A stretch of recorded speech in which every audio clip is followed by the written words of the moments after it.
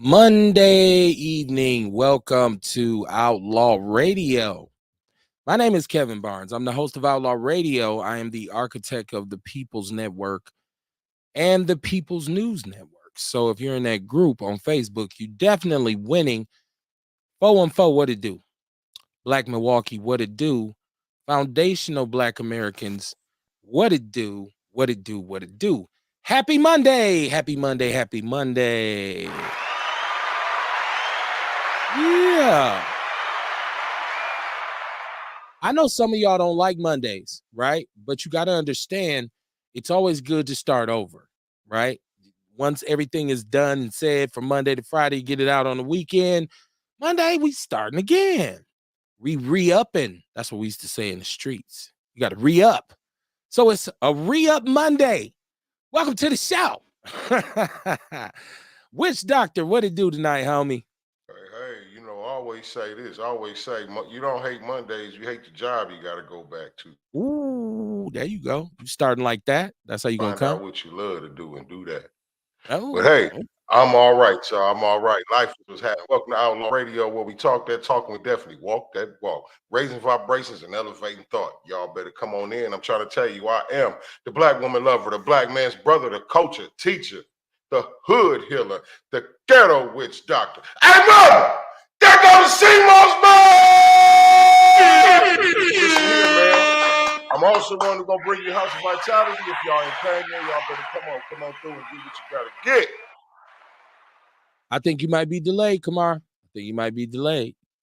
Can you hear me? Do you understand the words that are coming out of my mouth? Okay, we good then. Welcome to the show, y'all. Welcome to the show. Welcome to the show. Number 262-202-5131. 262-202-5131 is live from the basement. Live from the basement. This is how we start the week off. Man, it's going down.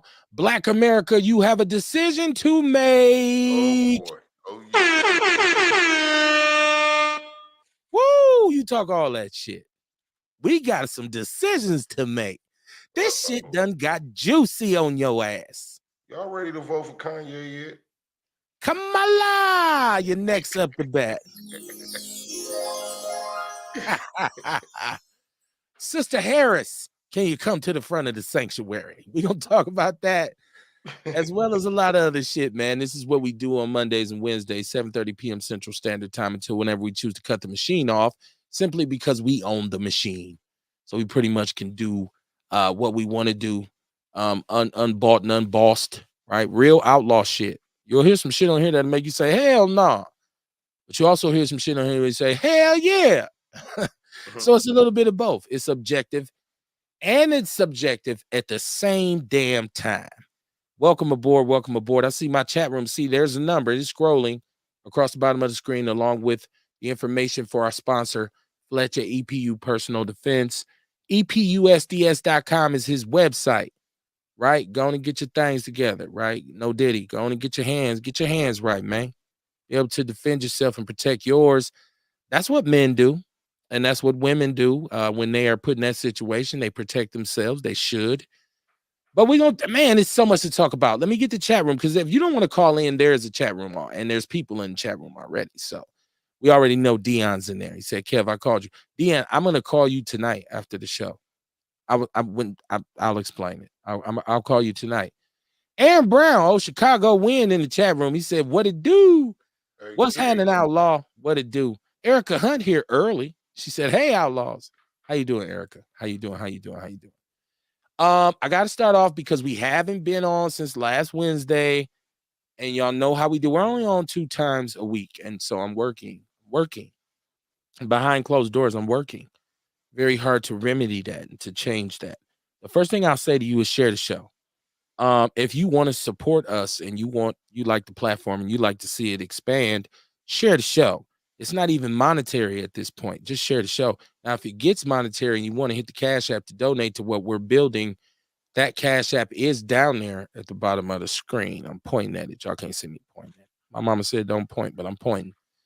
But yeah, so support that.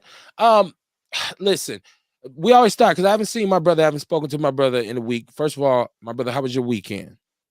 It was good, man. My weekend was good. It was relaxing. Started out at the Fondy Market, ended in Door County. Oh, damn, Door Excellent County. weekend, man. It was dope. Um, I got a chance. I found the spot, man, where you go. It's an island just off of the coast, off of the edge of Lake Michigan, right? Okay. You walk across Lake Michigan to get to the island. It's So dope as fuck. You know what I mean? So we left there, then we come back, went back to the room where we was at, and we was right on time, just in time to catch the sunset. I never seen a sunset like this before in my life, man. It was perfect, dog. Like you could literally see the sun going down. You know what I mean? Right past the lake. You know how the lake is out there and the sun going down the over the lake. horizon, the It, horizon, no, it was a set. right? But it sets in the horizon, so you're seeing it Oh, go the down. horizon. You said. I thought you said the rising. Oh, no, no, no. Yeah. And over the horizon, Yes, exactly. sir. Yes, sir. Yes, sir. It was dope, man. Well, first of all, let me say you putting a lot of pressure on brothers, right? You talking about walking across Lake Michigan with your lady and going back to the room and sunsets and shit. Hey, Thank you. man, Thank hey. you. Thank you. Thank you. Thank you. Shit. Now you putting pressure on brothers, man. Come on. Come on. Don't start so straight. Calm down, man. Calm down. But brothers out there like, oh, hell no. He lying. He ain't walked across no lake. Yeah, ain't no bridge. Ain't no goddamn island. He was on one of them bump outs, and the sewage was flooded. Hey, man! I look. You know what? I had a dope weekend. I actually was out of town, so I was gone. Mm-hmm. I was on the road. I don't be like, we come on here, we talk. Sometimes I don't tell people I'm about to be gone because I don't want motherfucker try to run up in my shit. You feel me? Mm-hmm. But no, I was in St. Paul. I was in Minnesota. I can't even just say St. Paul anymore because my wife's family is all over. I was at her family reunion, right? So it wasn't mine necessarily. And if you in my family, you probably watching the show like, fuck you, Kev, because you don't come to our shit. I don't go to my own, right? But I went to my wife's. And there's a reason behind it. It's a whole bunch of reasons behind everything. Like I don't do nothing for nothing, right? So, but it was dope. It was a dope event. And just the power of the black family, man. When you see that we all are fruit on the trees that came from the roots. That's why I love saying foundational black American. Those black people that came about the South, right? No tether Negroes. These is hard to earn, living to learn black people. It came up out them cotton fields, came off them plantations down south. And to see the legacy of it just boom, And I was with my wife and my two kids and her mom and her brothers and sisters, and the food was good. The ribs wasn't quite like Kev doing, but ain't nobody ribs on par with how I do it. I does the pork on the grill. But it was dope, man. The food was good. Just to see the kids run around. We had competitions. They had competitions. It was dope. And I got to give a shout out to, because I don't want to be bitter, Bob. My 30th class reunion was this week. So class of 94, Rufus King, right? I didn't go. I've never been to a class reunion. But that doesn't mean I have any kind of angst or hate against anybody I went to high school with. But the reality of it is, I ain't fuck with y'all then. Y'all ain't fuck with me. So why we playing now? I mean, if you want to talk to me and you went to high school with me, you see me on Facebook, right? Like I'm the most easy person in Milwaukee to find, damn near, if you're looking for me. The page that we're on right now is literally Kevin Barnes. Is my government name, right? So, and that's to my family too. If you want to talk to me, you want to get in touch with me, there's no way you cannot find me. But it was dope, man. I had a good time, man. I had a good time. It was just laid back. I was glad to see my baby girl. She up there in Minneapolis adulting. So it's you know what I'm saying? She's just to see her. I know she was glad to see us. But it was a dope time, man. So it was a dope weekend. So I kind of missed, like I got back Sunday. I kind of missed everything. So I jumped on the thing right quick. No Diddy. I jumped on the internet, got my little device and tried to catch up. So that's how I know it's a lot to talk about. But the hot news hit me halfway back. I wasn't even back yet. And shout out to Dion. Once again, Dion, that's what I'm saying. I wasn't ducking your call, bro. Dion texted me. I think Dion was on the phone with Biden, personally. I think Biden called Dion and was like, man, I'm about to be done with this shit, right? I'm about to tap out, fam. Right, man. Dion, just call Kev and tell him because Dion texted me. I hadn't. I said, "Damn, what?" I looked at my Facebook. I said, "Shit, he stepped down. He stepped down." So y'all know we gonna talk about that. Black America, you have a decision to make. Sisters, what y'all gonna do? Black girl magic. What happened to that? No, we gonna talk some shit about that tonight. 262-202-5131, Outlaw Radio, live from the basement, myself and the Ghetto Witch Doctor, doing what we do. Shout out to Juan Mac Jones. He said, shout out, brothers, keep it going. Absolutely, man. Puffy said, take that, take that, take that. Don't stop, won't stop, right? Ian C. Jordan, my brother, he says, Kamala Harris, I'm excited to vote for her. Take her over Trump. He said, I'm going political early. I see you, Ian. You came on my shit and just, it's like somebody came to your house and just took their shoes off and put their feet on your table, right? Let me take my time with this. Number one, because I want to be fair, I want to be clear, and I want to be objective. I'm talking to black people right now. Tonight, we talking to black people. Yup, you, your grandmama, your auntie and them, your cousin them, everybody. This is a black conversation. We're going to have it tonight. Once again, 262-202-5131. Jeff Crape, my brother, how you doing? 414 representative via Houston. Right. Shout out to Jeff Crape, my fellow general. Sonia Thrower, how you doing, my sister? She said, hello. She said, that good and hello all. That's good and hello always. Erica Hunt said, me too. I'm thinking she had a good weekend. Erica is living her best life. Erica Hunt be on Facebook. I don't know. Erica's everywhere. She's all over the place. She's doing the damn thing. Dion said, boy, I called you soon as Biden. You did. You banged my line. I was flying down the expressway doing 90.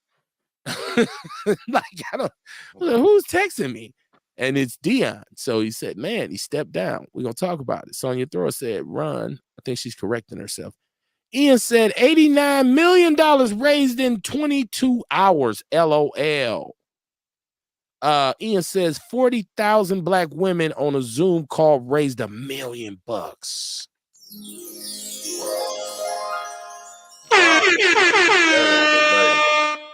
40,000 black women on a Zoom call raised $1 million. That was a vintage Zoom, wasn't it? Some heat on that Zoom. That was effective. Getting it together. He said, I don't think she's going to carry the black vote because she's not black. And this is Dion. He says she's not black in her record as a attorney general, which she was in California. We're going to talk about that. That's what I'm saying. We're going to keep it fair. We're going to put everything on the line. We're going to put some paint where it ain't. We're going to talk about Kamala tonight. We ain't calling her Kamala. There's black people talking. Her name Kamala, not the wrestler. Erica Hunt said, hit me up for the RSVP link. VP Harris will be here tomorrow. SEIU. She said she'll be hanging with the VP. There you go. I told y'all, Erica doing her thing. She's going to be. Look, my daughter actually, shout out to my daughter because she is a Zeta. And they have if you know me, you know the kind of crazy part about this is they have an event called a Boule. She's in Indiana at the Boule, and Kamala gonna be there. Kamala gonna be there. So baby girl is off top. And you know, it's a sorority. So you know that's not like that Zoom call. I'm sure they're gonna come up with a socket to her pocket. Dion said, we don't like people that lock us up. She's not going to get a lot of the vote. Okay. Dante, how you doing, man? Had a lot to do with it too. So I mean, Dante in the chat room. Dante White, what a dude. Biden had a lot to do with a lot of black people getting locked up too. So yeah, y'all was woofing about the crime bill. What? But you know, we're gonna find something wrong with everybody, man. Here we go. Yeah, you're right. It's that's why I said, Kamar, we have a decision to make. Yeah. Black people, come on. What Kamar say? You better come on in. Share this goddamn show. Share this show. We're going to talk about this shit tonight as people of color. If you, while you listening, you know what I mean, you might get to some parts where you be like, well, why they say that? But just stay with us. We'll get it. Erica said VP Harris is a mixed breed like me. Okay. Let's take this thing all the way back to the beginning. First and foremost, the So discussion about let me say something. hold on. The discussion we had prior to this show on Outlaw Radio about where Biden was in terms of people saying step down, talking about his health, right? There was a national outcry about how he looked in some of his interviews and at the debate in particular, and black people saying, oh, that's fucked up. He should step down. And I said on the show, I think he should stay in the race, and then just when he gets it, if he wins, hand it to Kamala, right? I just wanted to put that out there. Go ahead, Kamar. You said you wanted to put something in. Go ahead. No, it was going back to what Erica said. I'm trying to go back to her comment to read it again before. Okay. But it was when she said mixed breed like me. When she said VP Harris is a mixed breed like me. But I mean, that's the thing too, right? Like, is that a reason not to vote? Like, if I ain't saying she's saying that for that reason, but you know what I mean? Like, if she a mixed breed, but is that a reason not to vote for her? I mean, you was finna vote for Biden and he white. What? So what do that got to do with it? Kamar, here's the secret. Y'all out here hollering Trump, and he's totally white. Right, whiter than white. What are we talking about here? Let me calm. I want to stay calm early, and I want to keep in my chat room. Chat room is off the chain right now, so let me get everybody in the chat room. Come on, y'all, come on in, share the show. Jay via YouTube. First of all, thank you for tuning in on our YouTube page because our numbers are shitty on YouTube. A person look on YouTube and be like, "Why the fuck did they still do the show?" Yeah, we got more traction on Facebook, my brother. But thank you for tuning in.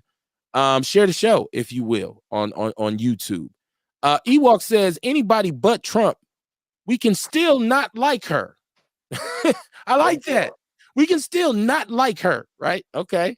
So well then if that's the case, what was we supposed to do then? Well, what you want to do? That's what I'm saying. Like even still, like what can we do? What we supposed to do? It's either Biden or Kamala. We knew that before when we was talking about he's sick, he shouldn't run. Remember, I even asked, I said, does that mean Kamala gonna be next? And then what? You know what I'm saying? And then look here, it happened, right? She's the VP. So if something happened to old Sleepy Joe, she first up to bat. That's what VP means. Right. Shout out to Carrie Walker Jones. She says she cannot do any worse than a whole lot of white men and one black one. Thank you. What are we talking about? And listen, we're not endorsing anybody because we are the party poopers. We poop on both parties. Nobody on this platform is a fan of the two-party system. I'm not, right? Most of the people who tune into us, who support us, are going to say, fuck the Democrats and the Republicans. I think we're unified on that statement. All right? So I'm not endorsing her. I'm not telling you who to vote for. But I'm saying let's look at this thing logically. Let's break it down. Like Harris once said, to the very last compound. Let's talk about it. We ain't going to be one-sided about it. I'm going to be fair. I got my personal feelings. But what I'm starting to learn with this shit, with this microphone and these platforms, sometimes we got to stay away from our personal feelings until it's time to talk, to speak on them. Off top, we got to be fair and objective and clear, right? We got to be totally informed on what's going on. E.N.C. Jordan, who, by the way, identifies as a black Republican. Correct me if I'm wrong, Ian. He said, Dion is not wrong. What has she done since she was the attorney general or district attorney? Biden changed his stripes to remember. He said he did not. He changed his stripes too. Remember, he said he did not want his kids in a racial jungle, and black people voted for him in droves. Why would we vote for her and support her? Maybe she changed too. President Obama, before your Negroes even elected him, said it won't be no black agenda. And we broke our necks to vote for him. Fuck we talk about. He himself is a tether Negro. He's not a foundational black American. He's not a descendant of the great white South. We couldn't wait to vote for him. His kids don't even associate. I ain't never seen one of them little sisters with a brother. Right? Shout out to Michelle. She's a sister from Chicago. I always felt like Michelle made Obama official for us as black people. I felt like him being married to her, we said, all right. Hey, Kamala need to get Michelle Obama to run with her. Michelle ain't doing politics. I know she ain't, but that's gotta help. That'll help her like a motherfucker. Boy, that'll have every black woman in America at the motherfucking polls, boy. It seems like black women are getting united We got, behind we this. got, we got Kamala and Michelle, both of them running. What? Listen, God say the world if two black women are in That'll, the top two that, that'll positions. bring everybody out.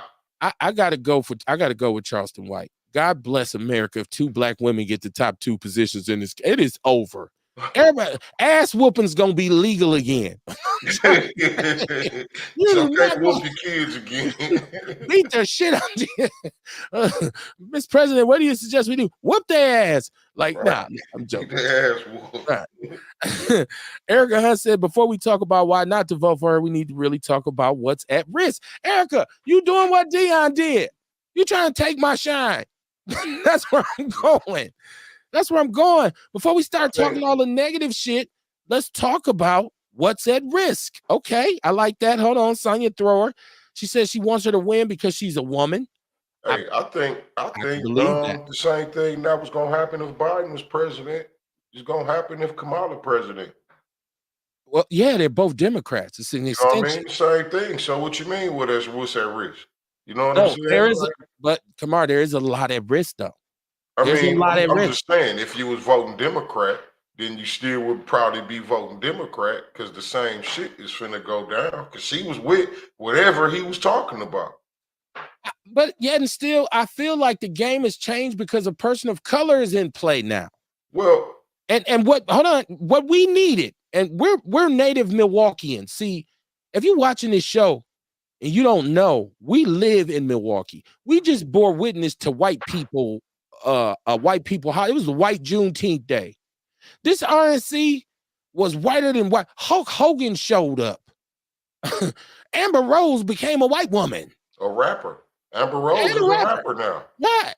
Motherfucker. And on top of that, a black man was killed by Columbus, Ohio police miles away from where the convention actually was. Right. That makes me think, okay, you see what they're playing. We weren't included in that shit. If you wasn't a buck dancing Sambo, you wasn't included in that shit. And most of us didn't even want to drive near downtown because the shit was locked down like East Germany when the Berlin Wall was up. So I say again, there's a lot at risk. I'm glad that a person of color has been thrust to the forefront. I don't care. Yeah, she ain't black. Neither was Obama. Neither is Biden. Neither is Trump. Neither was Bush. Neither was Obama. Think about that shit. Well, I get what you're saying. It's always a lot at risk. But what I'm talking about is in this situation right here, like voting for Kamala, you ain't going to lose nothing. Then you would have lost voting for Biden. You know what I mean? Like all the same policies Biden was talking about, Kamala was riding with, is what I'm saying. We ain't risking nothing. That's what I'm saying. The optics of it make the most sense. I want y'all to think about how it looks.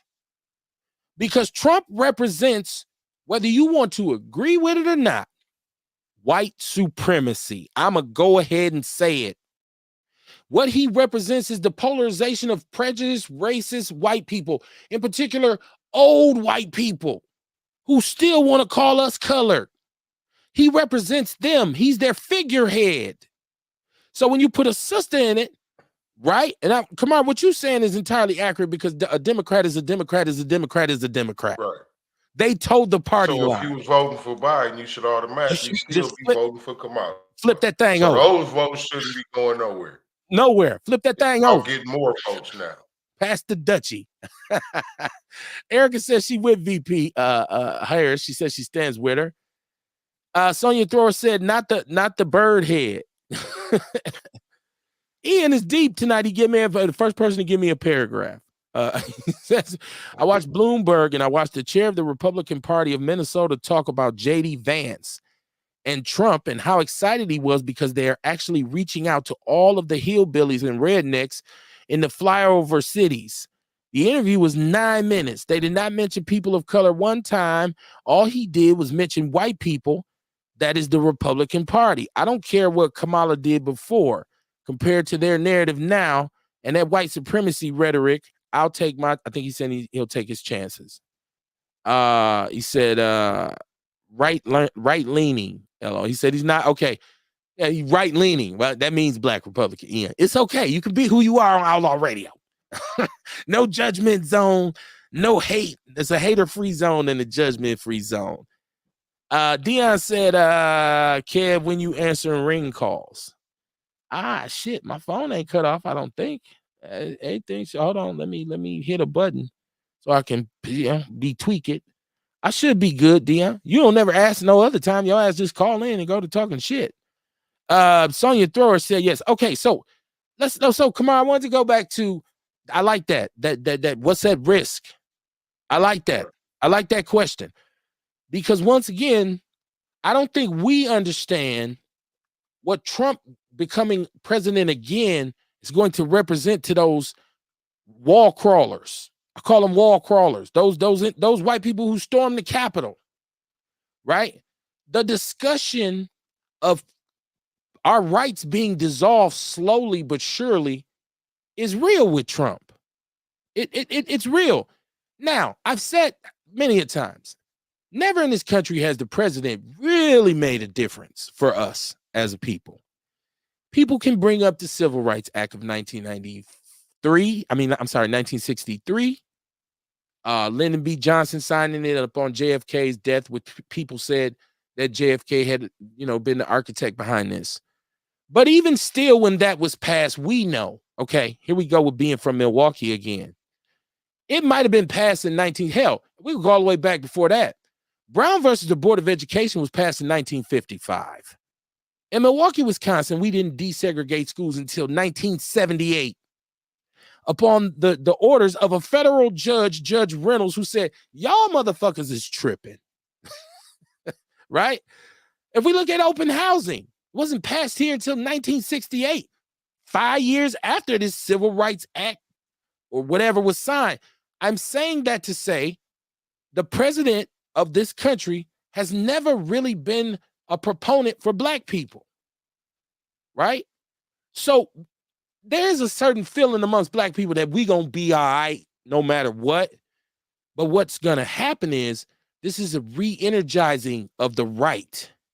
This is them with the most craziest rhetoric, and this shit becomes racism, it becomes mistruths, it becomes xenophobia, it becomes a ball of negative energy, and that's what happened during Trump's last presidency.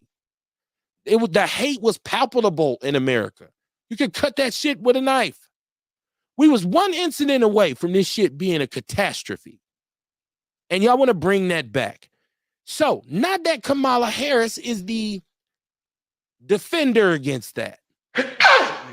But I think to put a person of color back in the White House, in particular a woman, will kill some of the momentum for these crazy ass MAGA white people are some of the craziest white people you've ever met. They're different. They're like old Southern white people. Old Southern white people is a different kind of racist. Negra. Them goddamn negras. They was too lazy to even say nigger. They call us nigras. And them motherfuckers was some black man lynching vigilante bed sheet wearing motherfuckers. That's what MAGA represents to me when I see them, because I hear their rhetoric. I know, like you always make a point of, is they've crept into a position where they are on the precipice of becoming minorities in this country. Latinos and people of color getting ready to outpopulate you. So it's definitely a power play to get somebody like Trump in there to say, wait a minute, give them black jobs. We don't really want them people in here, right? Trump has a horrible record. If y'all want to bring up Kamala's little stint as attorney general, what about Trump's record racially? What about him being sued in the 70s for not allowing people of color to rent his properties? What about when he said he wanted the death penalty for the Central Park Five and it turns out that they were innocent? What about him making fun of us constantly, coming out with a whack-ass clown shoe, insinuating that we now support him because he's a convicted felon. All that shit is a play into stereotypes, and your ass still standing there chewing on the watermelon.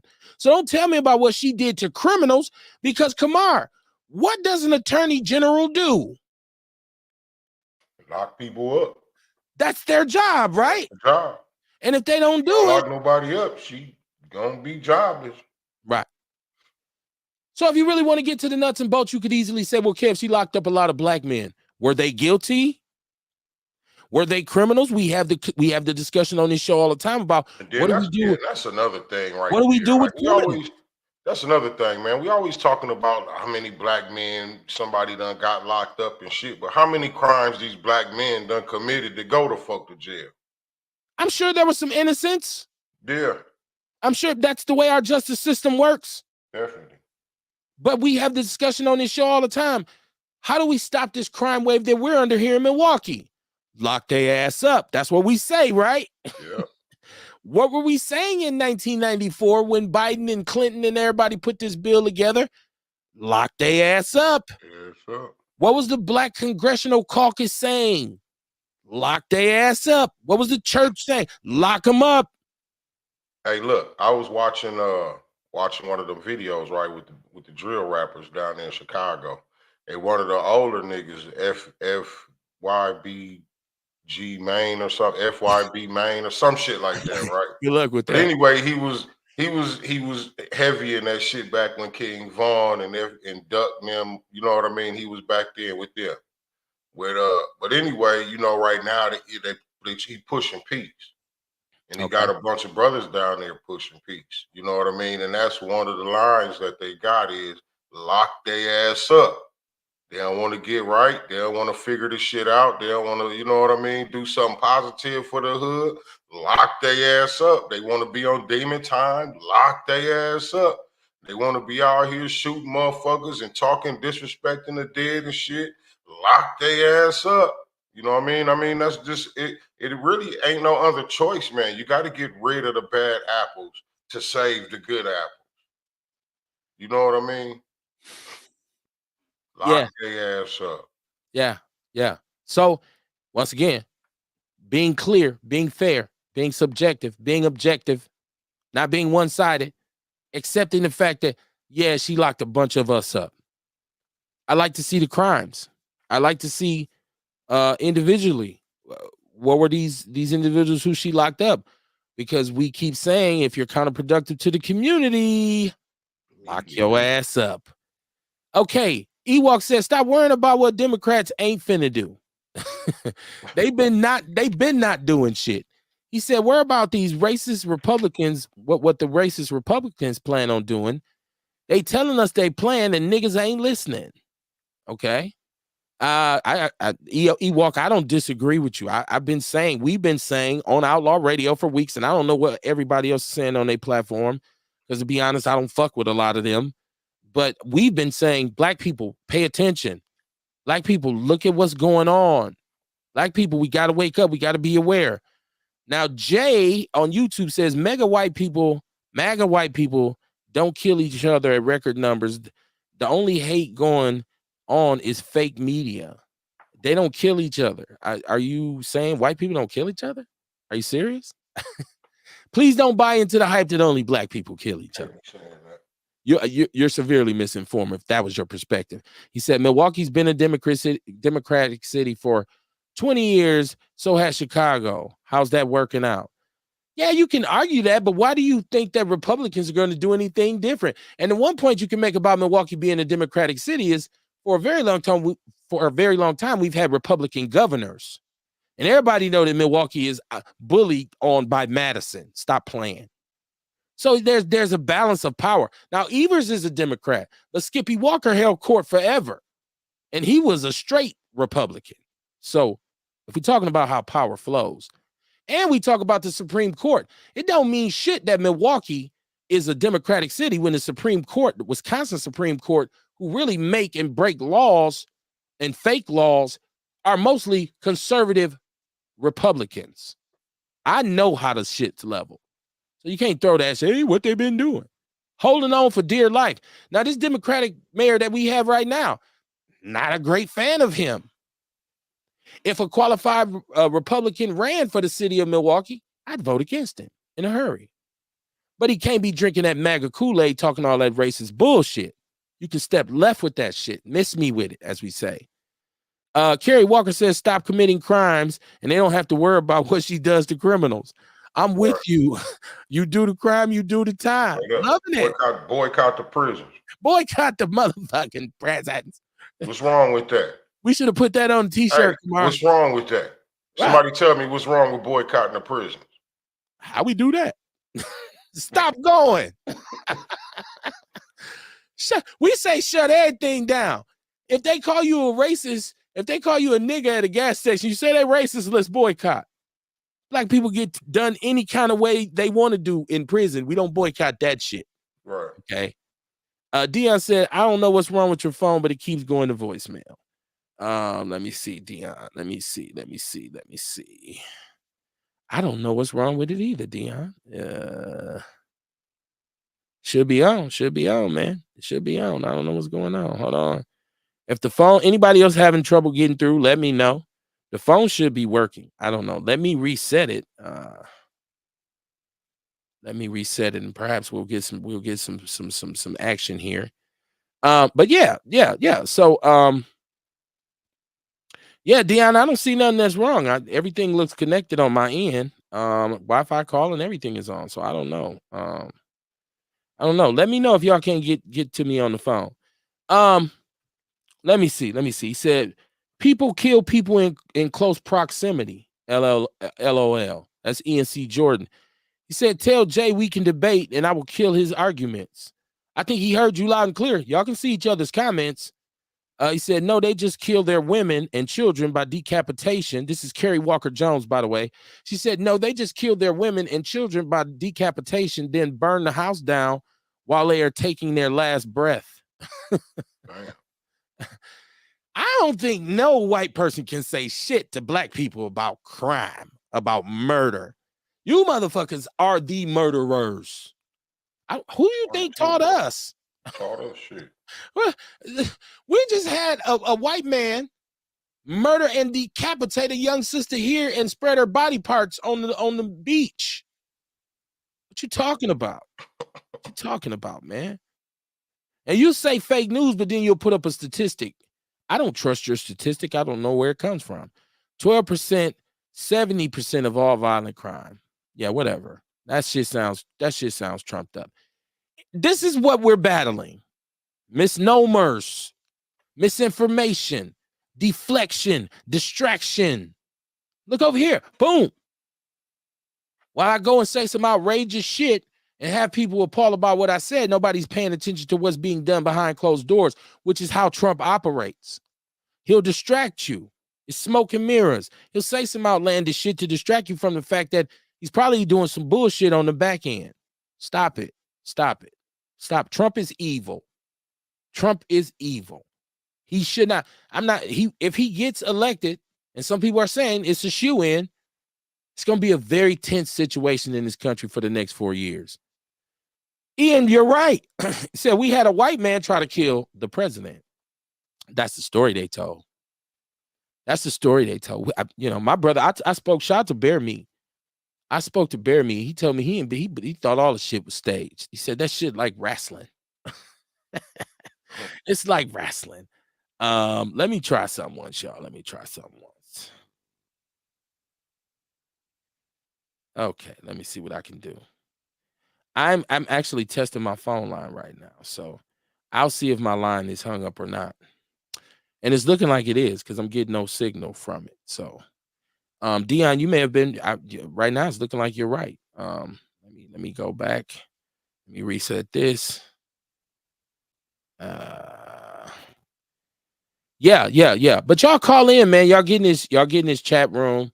I like for people to be heard. So I want Dion to definitely be heard.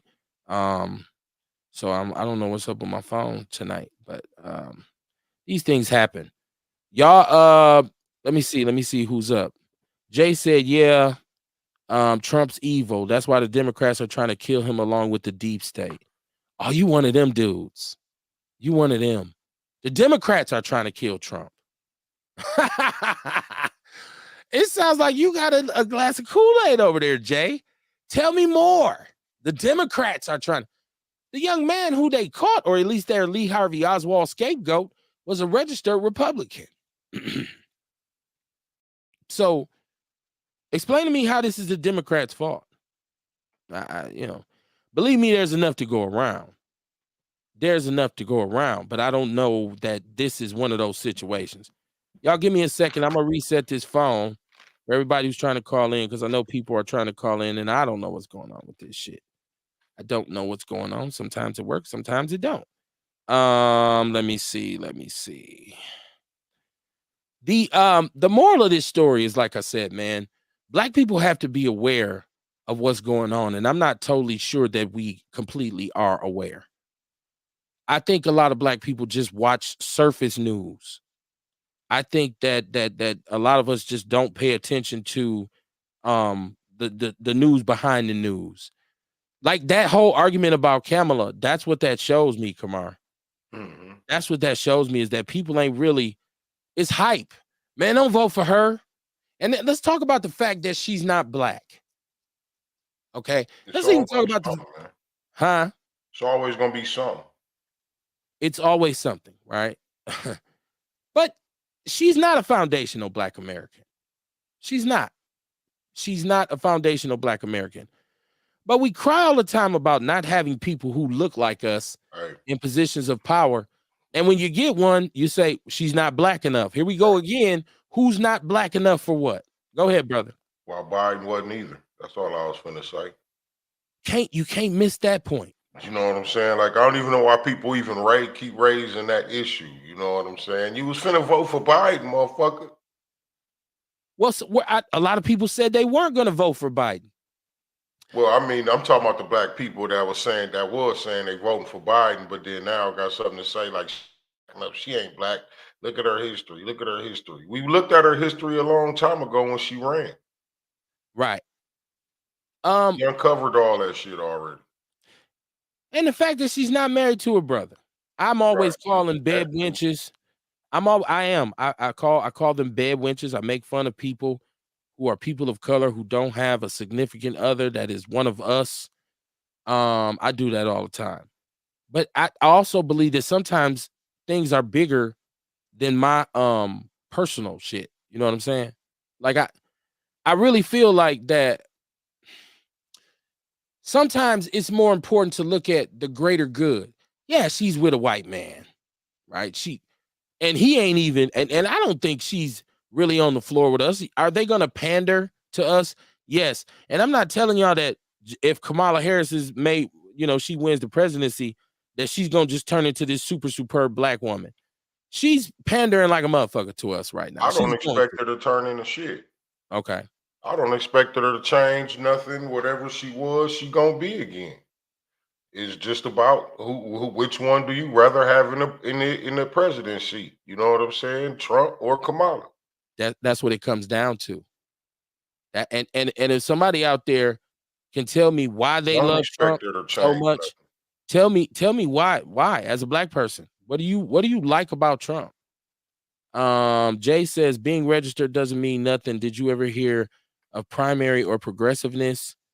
The shooter also donated to a Democratic Party. But say he is a Democrat. So what? So what? He's not running. I believe he's dead. So you're saying he was an agent of the Democratic Party? Ian says what's funny is 2022, 23.2% of people sentenced to state or federal penitentiary were Black and 31% were white. It's about 8 million Black people in prison and about 47 million Black people in the country. That means over 88% of Black people are not criminals. I love when dummies try to bring up stats that say or imply that we're just such a violent race or most Black people commit crimes. Ignorant ass logic, he's saying. Jay said, I think Black people are tired of just getting told what the fuck to do. So a lot of people are going to go against the grain. You thinking Trump ain't gonna tell you what the fuck to do? How's Trump a liberator? At what point has Trump spoken intelligently and directly at people of color? At what point? What did he say that was profound? Right? Tell me that. People's faith in him is unshakable. Why is that? Let me see. He says Ian said he donated like $5 to the Democratic Party when he was 17 years old. Dion said the party is divided on this one. Nancy Pelosi endorsed Kamala. There's a lot of Republicans who don't like him. Kerry Walker Jones said, little light skin gonna be the first black and the first female president of this good old USA. LOL. Peace Outlaws from the mind. This is our brother Jesse Paris, aka Shay and Kruma. Peace Outlaws from the Mile High Income and Illegal Migrant Flooded City. Shabaka's Black Experience Enhanced. Frontline Black News and the Revolutionary Agenda. Welcome to the show. Jesse, you know we talking about a tethered Negro who's running for president. He said, Biden said you wasn't black if you don't vote for him. If you didn't vote for him. He did say that, didn't he? Do he remember saying that? I don't know that he remembers. I shouldn't be doing age jokes on Biden, but I am. He did say that. He did say that. But, you know, politicians tend to say stupid shit. Trump just said we identify with him more because he got a criminal record, because he got a mugshot. The mugshot did very well. And so ain't nobody told me still what the hell a black job is. What is a black job? What is that? I'm just saying, just tell me. Like we get so emotional that we forget when we hear some hype shit. Oh, she locked a lot of black dudes up. That's the narrative automatically. Once again, I don't think anybody's thinking about what's at risk here. Jesse said, I never said I was voting for Biden or Kamala Harris. I never have been a fan of either. For the record, Kamala is Brahmin, East Indian, and Cooley Jamaican. Hashtag not like us. Yeah, you just tuned in. We already said that. But Trump is all white. And I know, Jesse, I'm not saying you said anything. I didn't say you claim to cling to either one of the candidates. I'm talking about people who have these opinions and who talk about, yeah, man, fuck her. She locked black people up and all this kind of thing. I don't know. I don't know at what point do we let go of the racial part of it. Right. I like to say, like, again, that's something that we went through with Biden. We had this discussion already. That shit shouldn't even be coming up right now. You know what I mean? And we shouldn't be expecting them to change. Again, it's still about who do you want in office, right? Right. Yeah, I already know what they did. I don't know what's going on with this phone tonight, y'all. It is not working for me, so y'all got to give me a second. And she's not like us, but neither is Trump and neither is Biden. And I think Kamar already made that point that we was gonna vote for him. So, and he's definitely not black. So you know, I'm trying to figure out at what point do we say, fuck the bullshit. Let's look at the big picture. Okay. He says the dump as in human shit won't get my vote either. It's either Cornel West or the couch for me this year. And you have the right to kind of sit this one out. I can understand why a lot of people, you know, would do that. I really do. But for me personally, I think this is more of a time for us to do. This is a chance for us to say or do something to me. Right? Because once again, how many times on this show do we just continuously talk about the problems? It's what we do. We continuously talk about the problems and we never really get down to fixing anything. We never get down to fixing anything. So I just want to say, okay, let's get into a situation where we can really, once again, I don't think Kamala Harris is the answer for black people. She's not going to save America. But you got to ask yourself, do you really want Trump in? If you do, go have at it. How you doing, Mama Jenkins? She said, good evening, my outlaw family. In my opinion, I don't give two hoops. Hell, if she's skunk. Wait, if she's a skunk with men balls, I'm voting for her since Biden is not in the race. Most of the motherfuckers sent to jail probably needed a timeout. All this damn shit about not voting, don't fucking vote. Stay the fuck in the house and be happy with whatever you choose. Yes, she might be a mixed breed, but who the fuck care as long as she beats the fuck out of Trump. Mama Jenkins. Shout out to Mama Jenkins, man. Why don't you tell us how you really feel, Mama Jenkins? He said the dump never passed legislations that directly harm FBAs, DOAs, or freedmen. What did Biden pass that harmed us? What legislation? And I'm asking, not being sarcastic. He said he doesn't remember stepping down either. Yeah. Well, let's make fun of him for being old. Fuck it. And he gave people what they wanted. Yeah, right. He said, step down. He said, cool, I'm out. So, you know, for that. Right now, then we start dissing him for dropping out. It's a very peculiar situation, y'all. Very, very peculiar. I don't know if, like I said, I don't know if we as a people are really thinking straight. I know people want something different. I know black people want something different. Hell, I want something different. We want to change this. This shit is bullshit. Can y'all hear that? There you go. All right, I think my line is fixed now, y'all. I've been over here tinkering. Caller, you live on Outlaw Radio. What's your name? Where you calling from? Man, this is Ian Jordan, man. What's going on with you, Kev? What's up, Kumar, man? Y'all over there dropping knowledge on these cats tonight. You got it, family. I'm just trying to make people think with a clear head, Ian. I don't want people to be one-sided, because when you're misinformed, you make bad decisions. Okay. I really just want people to just be like, let's be clear about who's running and what's the opposition, right? Like who's on what side. So let me try this. This thing is giving me even more problems, y'all. I don't know what's going on with my phone. I don't know what's going on. Ian, can you hear me? Oh, this thing is killing me tonight, y'all. It's killing me. Ian, I don't know what's going on with my phone, man. It's just really wacky tonight. So I just wanted you to get your statement out while we got you on. He still can't hear me. I don't know what's up with the phone tonight. I just heard him a minute ago. He just called in, and I could hear him calling, so I don't know. Yeah, something is going on goofy with the phone, y'all. I don't know what's going on. I don't know.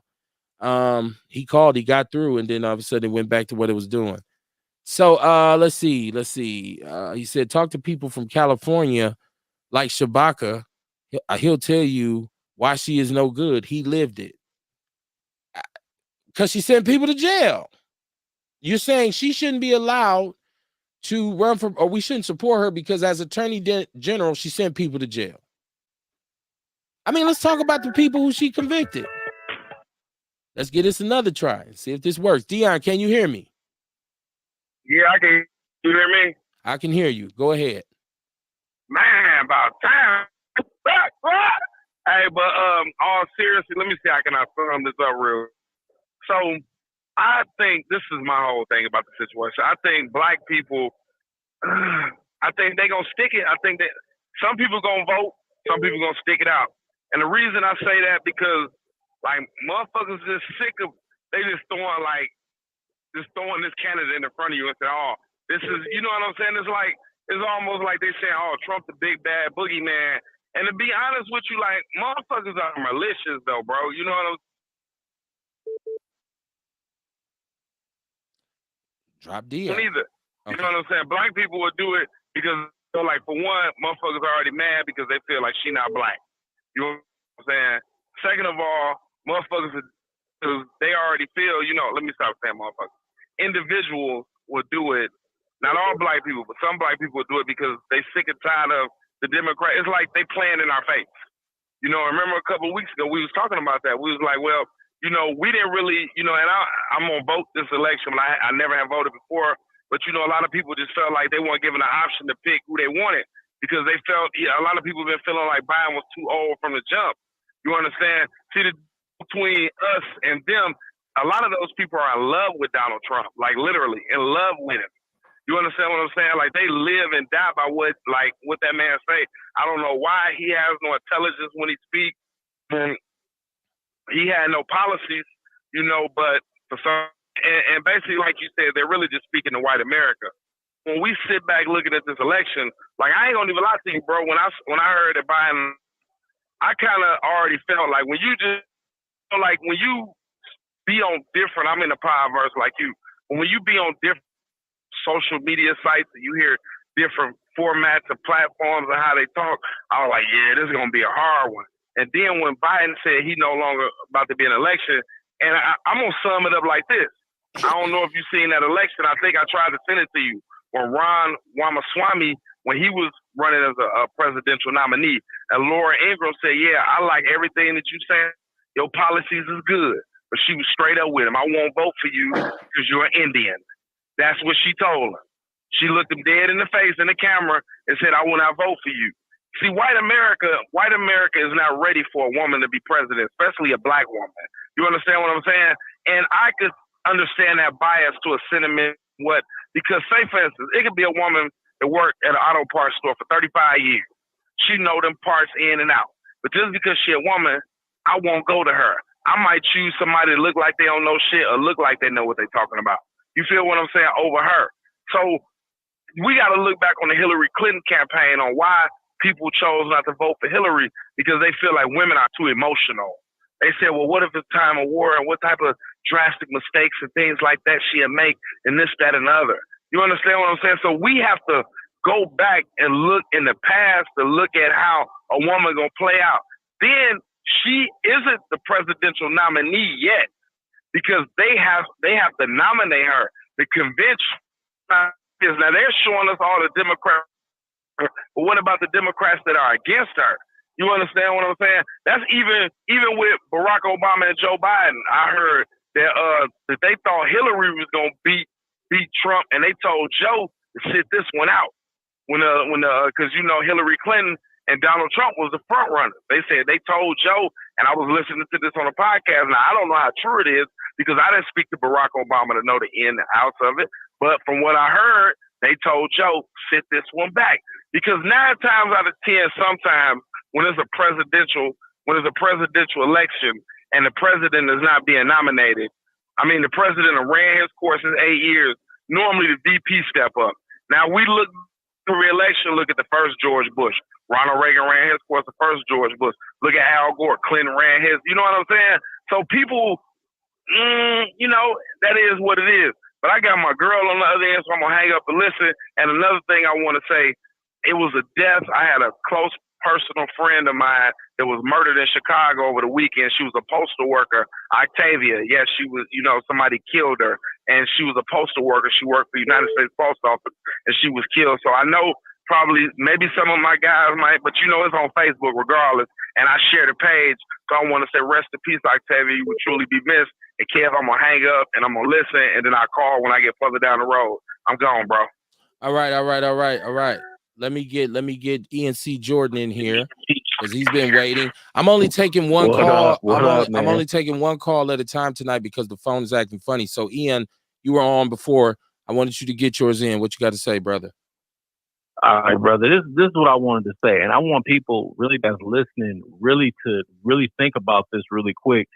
I was part of 2 campaigns with 2 different Republicans. I have been around these people. I've been to these rallies. I have seen these things. These people, and it's not a race thing with me. I don't even care about that at this point, bro, because it's like y'all was saying earlier, people need to take race out of it. So this is the problem with Trump supporters. They romanticize his administration. When he came into office, this man promised to multiply economic growth by like 4 to 6% annually. He said he would use deep tax cuts and new trade policy to go ahead and accomplish that he would be ending the trade deficit. This stupid motherfucker got tariffs. He said his policies would pay off the entire federal debt in 8 years, which was more than $19 trillion. Day one, almost, this dummy defunded the pandemic relief program, and which led to America suffering one of the worst countries, modern countries in the world with COVID-19.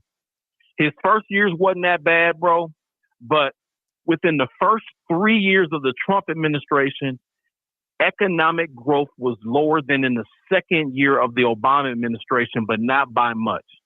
So my point in bringing this up is people don't seem to understand what the GDP growth is. As far as his pre-COVID numbers were higher than Obama's to an extent, but Obama's economy was actually really good, believe it or not. And this is a person that leans right saying this. Foreign investment fell the lowest that it did since 2006. This guy has said he was going to do all of these different things. We had an immigration bill that would have completely sold up the border this time around. He called Mike Johnson personally, and I know this because I talked to a person who I can't say who it is, but he talked for election. He wanted to use it to whip.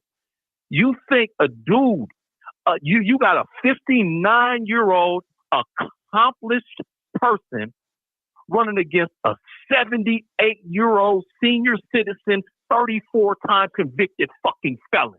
Are you kidding me? Yeah. Are you kidding me with this, Kevin? Like, I mean, I'm sorry, I got amped up, man. No. It's Outlaw Radio. It's Outlaw Radio. Get it off your chest. Nigga, this shit is not even, nigga, this shit is the Twilight Zone. He shouldn't even be a candidate. He's trash. And anybody that votes for him, I understand. I do. But look at the numbers. Look at all the things he said he would accomplish and he didn't. What idiot stimulus checks and lowers taxes at the same time? He's an idiot, dog. He has 6 failed businesses because of that. Look at Trump steaks, Trump alcohol, Trump University. Look at all the real estate ventures he did with people and they lost millions. All of the subcontractors that lost money with this guy. I'm telling you, dog. But it is what it is, man. But I'm going to go ahead and listen, man. Thanks for letting me get it off, dog. It's all good, man. Anytime, my brother. Appreciate you. Thank you, brother. All right. Yeah. Listen, hit us up, man. Get it off your chest. It's Outlaw Radio live from the basement. I'm looking at Jay. He said, like Tupac said, y'all too old to understand the way the game go. I hope he's talking about Biden and Trump. I hope he's not talking about me. I'm too old to understand the way the game go. Like, are we? That's where we at? I'm catching up the chat room. He said it's gonna come up to whether you want to or not. That's always what it comes down to in terms of voting.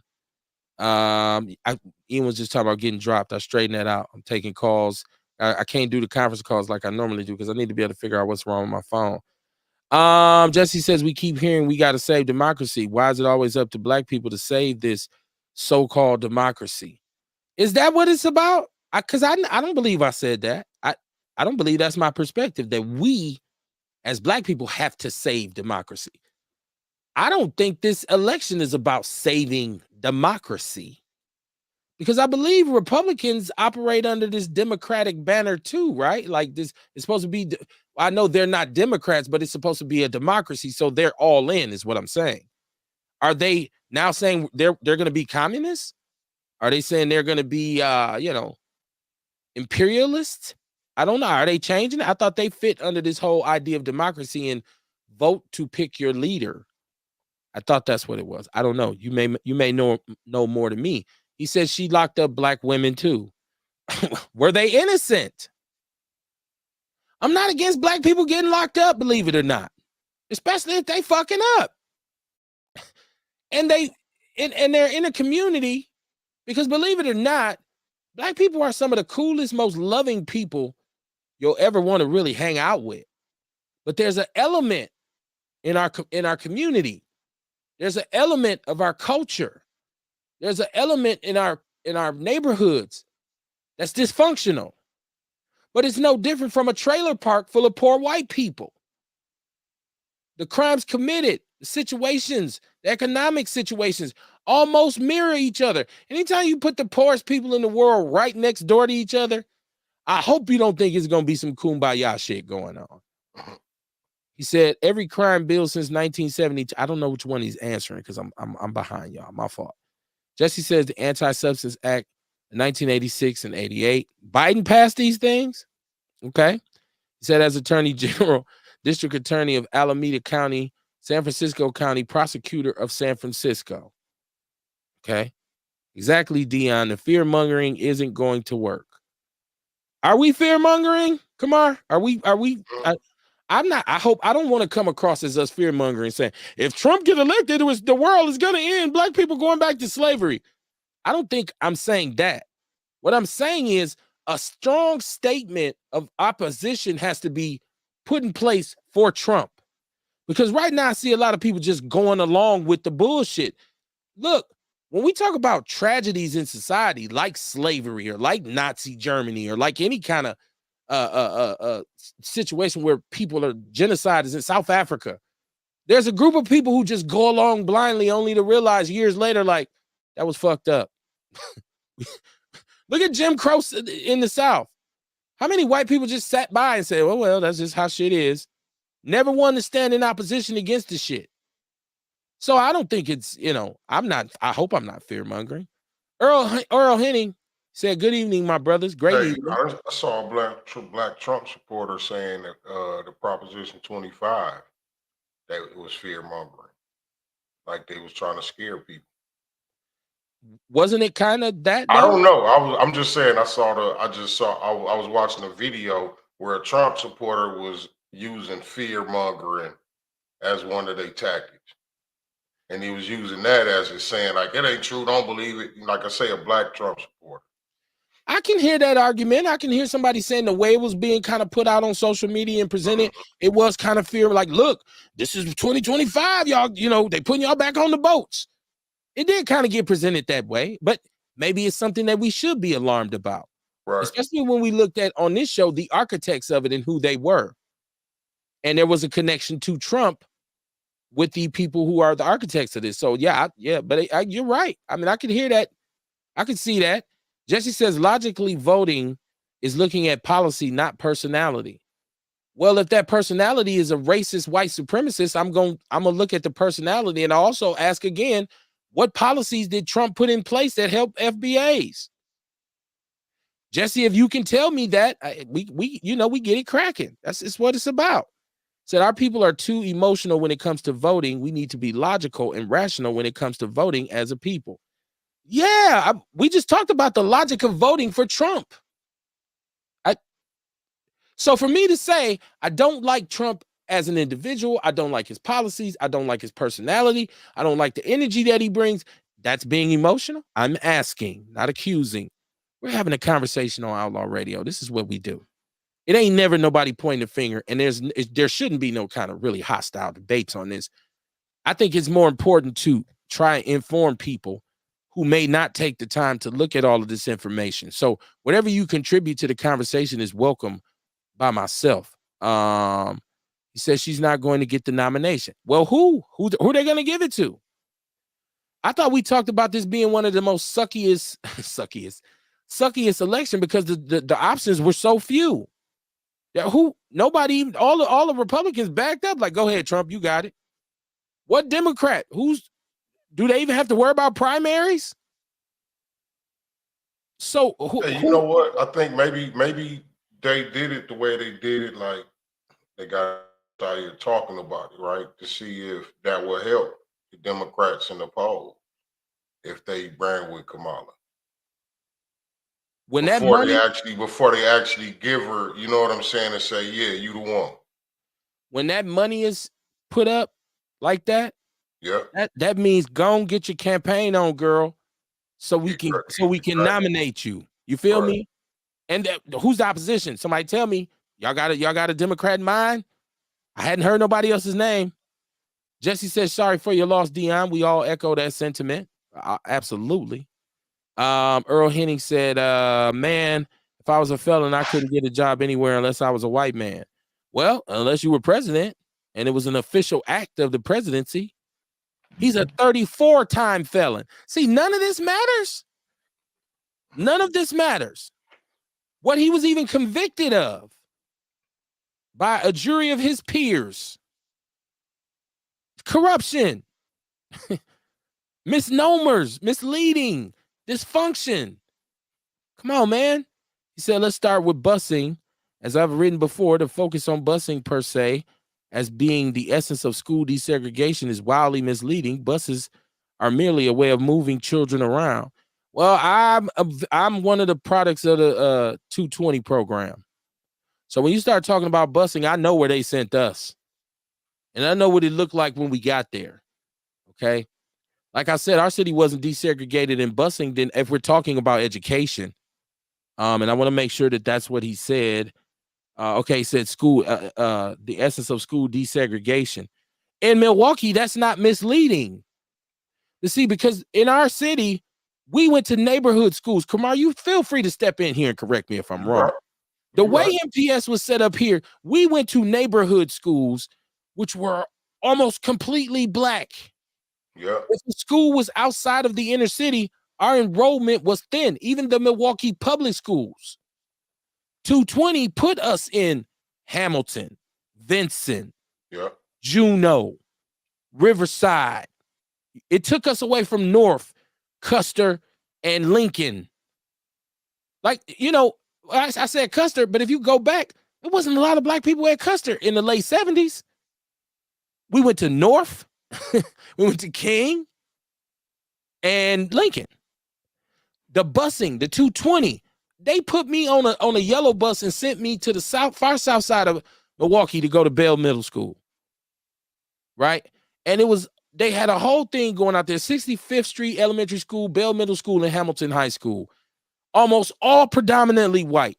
We don't get to them schools unless 220 comes. I'm not a fan of it.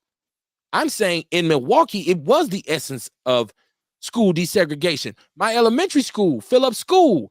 You know who they brought in to Phillips School? That was on 16th and Olive, right smack dab in the middle of the Rufus King area neighborhood, which is one of the most predominantly black neighborhoods on the north side.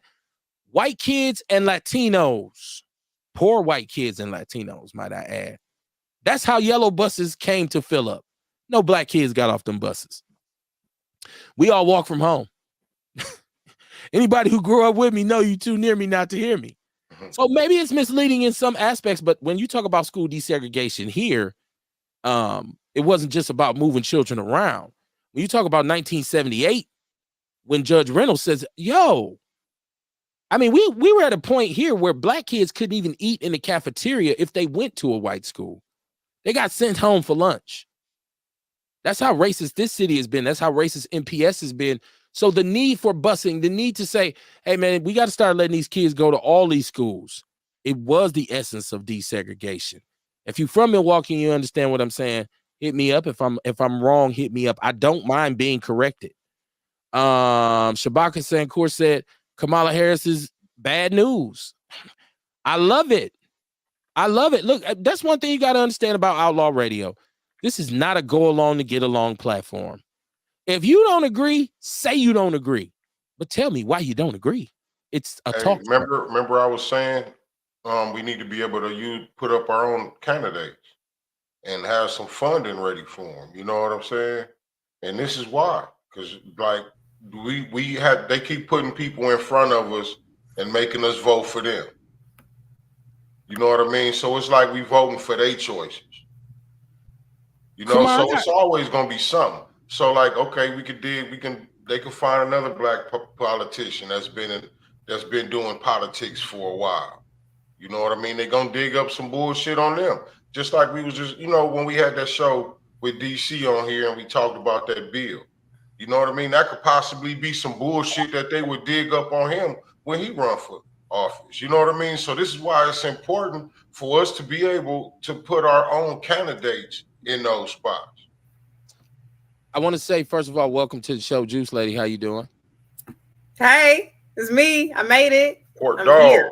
Yeah, you only like an hour and 45 minutes later. I mean, we be on all night though. Well, not all night. We ain't got that much longer to go. I got a caller, 608. Caller, what's your name? Where you calling from?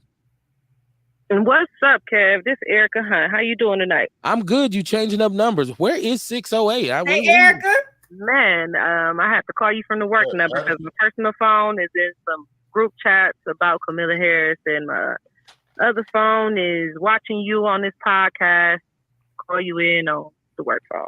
Okay, that's what's up. You got some big things going. What's on your mind? Tell it like a TI is. Man, got the opportunity to take people to go see Miss Vice President Kamala Harris tomorrow. But you got to pass the background check with the Secret Service and the White House and everything. So make sure you hit me up for the link. So if you want to attend and have the availability to attend tomorrow, we are there in the house with our SEIU with Scots and Purples, real loud and proud, because SEIU International Executive Board has voted to endorse Vice President Kamala Harris for President of the United States. That's what I got going on. Okay, that's what's up. That's what's up.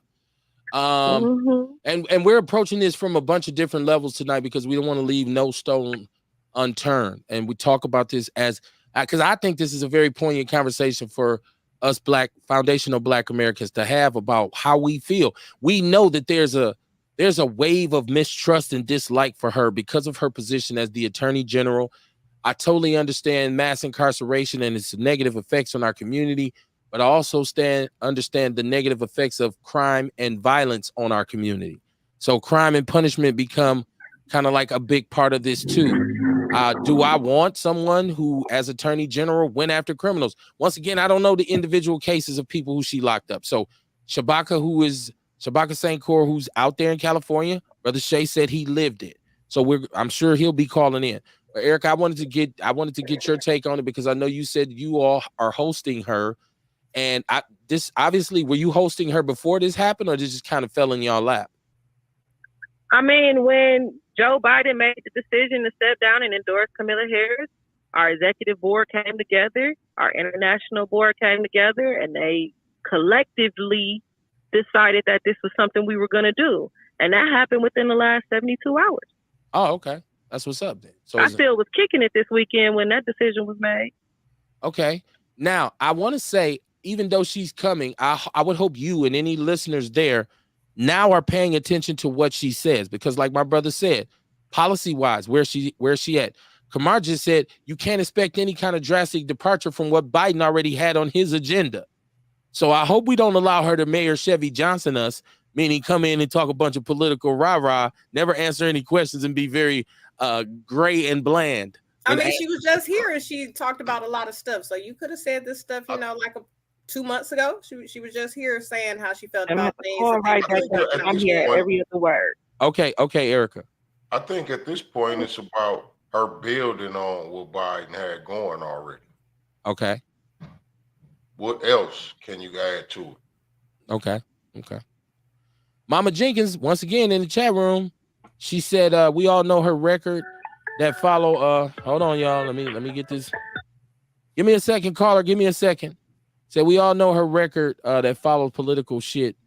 But Black folks always talking about Black being in office. Well, look at the leadership here in this raggedy city of Milwaukee. Most are Black, and we're killing 3 niggas a night. So, so how much worse can it really get? So once again, take a look around and look at the facts that we have been told, and make your vote count. A felon with 34 charges, or a Black woman who's taking criminals off the street and married to a white man. Okay. Let me get Jesse's reply. He says, they were common under Jim Crow, and they are common now after desegregation efforts have been largely abandoned. The real controversy was over who jumbling up school district populations. This might be something that's germane to Denver, because that's definitely not relevant here in Milwaukee. And I can tell you this as a former educator and a former coach. There are more Black kids spread out in the suburbs going to school here now than there ever were. We didn't go to no Tulsa East, Brookfield East, Wauwatosa East. We didn't go to them schools. We were all in MPS. And so now, after the efforts to desegregate have slowly waned in Milwaukee, because it's been done. They desegregate. Matter of fact, we have choice schools here. So you can go to a private school if you're low income, an exclusive private school for free. That was not done when we were young. So I don't know what conversation we're really having, Shay. An exclusive private school. You can. Tell us more about these exclusive ones. You know, you can go to the university school. Don't be that exclusive. You can go to the university school, which is a highly esteemed school. You can go to that school what right about now. That one in River Hills? Say that again. So what about that one in River Hills? Can I get in that one? You can. If they're in the voucher program and see, that's what I was looking for. The ones that's in the voucher. Okay, I thought you were saying well other than that, if you can pay the tuition, they can go too. Oh, okay. I just had to pay for my son to go to Milwaukee Lutheran, but it was full of kids who were on vouchers. I had to pay. Everybody wasn't paying, so it was like okay. So much monies. Well, I mean, it depends on. It's an investment in your child's education, as far as I was concerned. That's how I really looked at it. Shabaka's in the chat room. He just called. I think I don't know if it's dropping call. I don't know what the fuck is going on with his phone. He said Kamala Harris was the worst attorney general and U.S. Senator California ever had. We can talk about it. It's fine. I don't love nothing more than a great conversation. I'm not running from. First of all, I never said we are endorsing Kamala. I didn't say I endorse her. But I also am quoted on this show as saying I'd vote for fucking Daffy Duck over Donald Trump. So you can answer your own. I'll vote for a slice of hot pizza, literally, over Donald Trump. I'm never going to endorse a racist. I don't give a shit if his policies are clear as crystal. Never voting for a racist. Never, ever, ever. Said not your perspective, Kev. The Democratic shrills like Joyless Reed and Roland Martin are always saying that. Oh, okay. I didn't know. I'm just trying to figure out where we at in our conversation, Shay. That's all. Let me see if I can hold a call. I don't know what the hell is going on. I'm trying to finish up my chat room. Jay he said Kevin is programmed by legacy media and NPCs. I'm programmed. I just spoke to my experience. Did that sound like programming? I spoke to my experience. I speak to my experience. I don't know. One thing I don't do is regurgitate what I hear other people say. Like I don't look to YouTube to get quotes. As a matter of fact, a lot of times we've said shit on this show that I hear other people saying. So I'm thinking they biting my shit. So I don't know how I'm programmed. But you have a right to your opinion. Earl Henning, I'm almost done with my chat room. Caller, give me a second. Earl Henning said, looking forward to buying 2 AR-15s for the future. Hey man, I'm good in that regard. Hey, why you got one? Because they got one. That's exactly what I always tell people. Exactly. Fletch, what it do? Our sponsor from EPU SDS. He said, what up, Outlaw family? The hunt is on, and we are to pray. We all have to pick a side and get on code. A lot of things are being done to take your eyes off the goal. Keep the main thing, and that's the success of our people or those that want to go. This is my brother Jesse. He said, Project 2025 is fear-mongering. Hell yeah, it is. I agree. That's what I was just saying. That's what I heard one of Trump's supporters saying, though. He said, I read the 922 pages of Project 2025, and how many people can say that? Certainly not my ass. Not me. I did not read 900. I ain't read 922 pages of something in a very long time. I didn't read 9 pages. Right, so inserts. Right. I didn't read 9 pages. The first couple was enough. Once I wanted to know who was behind it. I wanted to know what the overall, because we went over that on the show. I ain't knocking it. I'm just saying he read that much shit. I didn't read 9 pages. It's dope that you are part of like our supporters, because that way it won't be no misinformation spread. I digs that. As Sammy Davis Jr. say, I dig. I ain't done my Sammy Davis Jr. in a long time. Come on. Oh my gosh. I dig.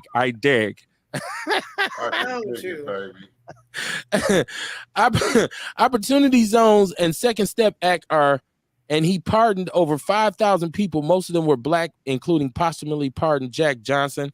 He pardoned Marcus Garvey too. But what did that do for us? Obama started the whole pardoning thing. Okay, but you're saying this is what he did. Okay, I get that. Let me see. Hold on, I got a call. I got a couple more. He said, quit spreading lies, Kevin. The felonies were dismissed. They're not constitutional. It's called bogus charge. Wait, what was dismissed? He was convicted on 32 felonies. The other charges after that was dismissed. You're spreading lies. He was convicted. Anybody out there know about this? Back me up. Ewok, you on the line. Was he convicted or was the second charges were dismissed? But he was convicted on 32, right? Man, he is a convicted 30 to appeal it. He's already convicted us. You breaking up, Ewok. I lost your signal. Yeah, I don't know what's wrong with this phone. What is this dude talking about? What is he talking about? I don't know. Call in and talk about it. Shit. But I don't know. You don't even have to call in. I'm just saying, instead of dropping little lines on there and we supposed to figure out what the hell he's supposed to say, of course we don't know what he's talking about. I mean, no, he's saying that the charges were, that's just not true. Right. He was convicted. He should call in and talk that shit. Let us hear how you know what I mean, how off he is. Ewok, did we get you back? Because I don't know what's up with my phone tonight, man. It's failing me miserably. I don't know. So if you're trying to call in, or I know Ewok was on the line. Hey, y'all work with me on this phone tonight. I'll figure this shit out after the show is over.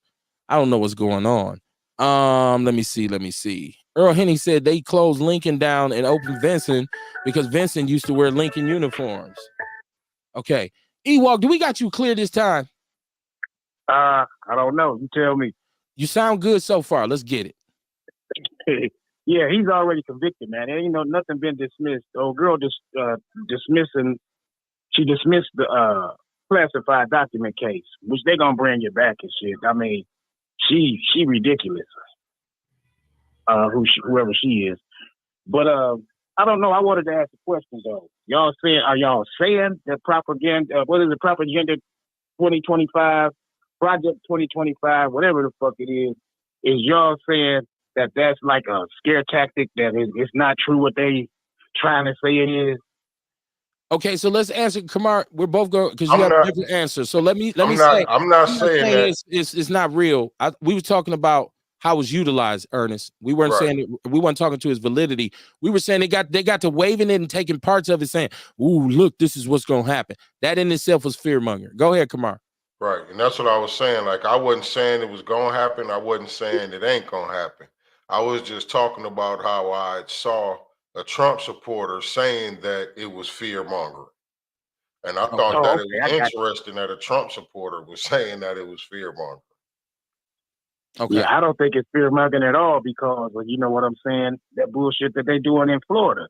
I mean, everything, all of the book burning and book banning and all of this stuff that they flat out doing right in front of our face, we can't say is mongering. They doing it. You know what I'm saying? They doing this shit. Talking about slavery gave black people skills and shit like it was arts and craft class and shit. You know what I'm saying? And taught us how to make jobs, get jobs and shit. And the only thing they mentioned was they learned how to be blacksmiths. Come on, dog. They really doing this shit. That's the point I'm trying to make. It ain't like they just saying that shit for fun. They ain't putting that shit out there for nothing. They really want to go through with that shit. I be watching. Go ahead. I think that there's people whose job is to create tension and fear in the community. And so to take it, because the concept of Project 2025 for a person of color, how they presented it was very scary. It's very dark. It's like, yo, now, the way they presented it, is it 100% accurate? I don't think they presented. I think it was in their best interest to make it look as bad as possible. And I believe that is one definition of fear mongering, Ernest. That's why I said I agree. But ain't they already removing books? Ain't they already trying to wash stuff? They already accomplished this. Haven't they already done this? This is stuff that they did already within the last. You are saying they in the process of it right now. I get that. Yeah, they doing shit right the fuck now. So what would make you think that whatever it is, like you said, propaganda?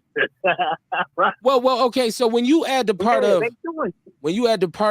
they're going to dissolve the Constitution and take all your rights and get rid of Social Security and all, when you add that, it says, "Whoa, what?" That's kind of using it. I'm going to scare you into action. I'm gonna scare you to those Democrats. They're dastardly.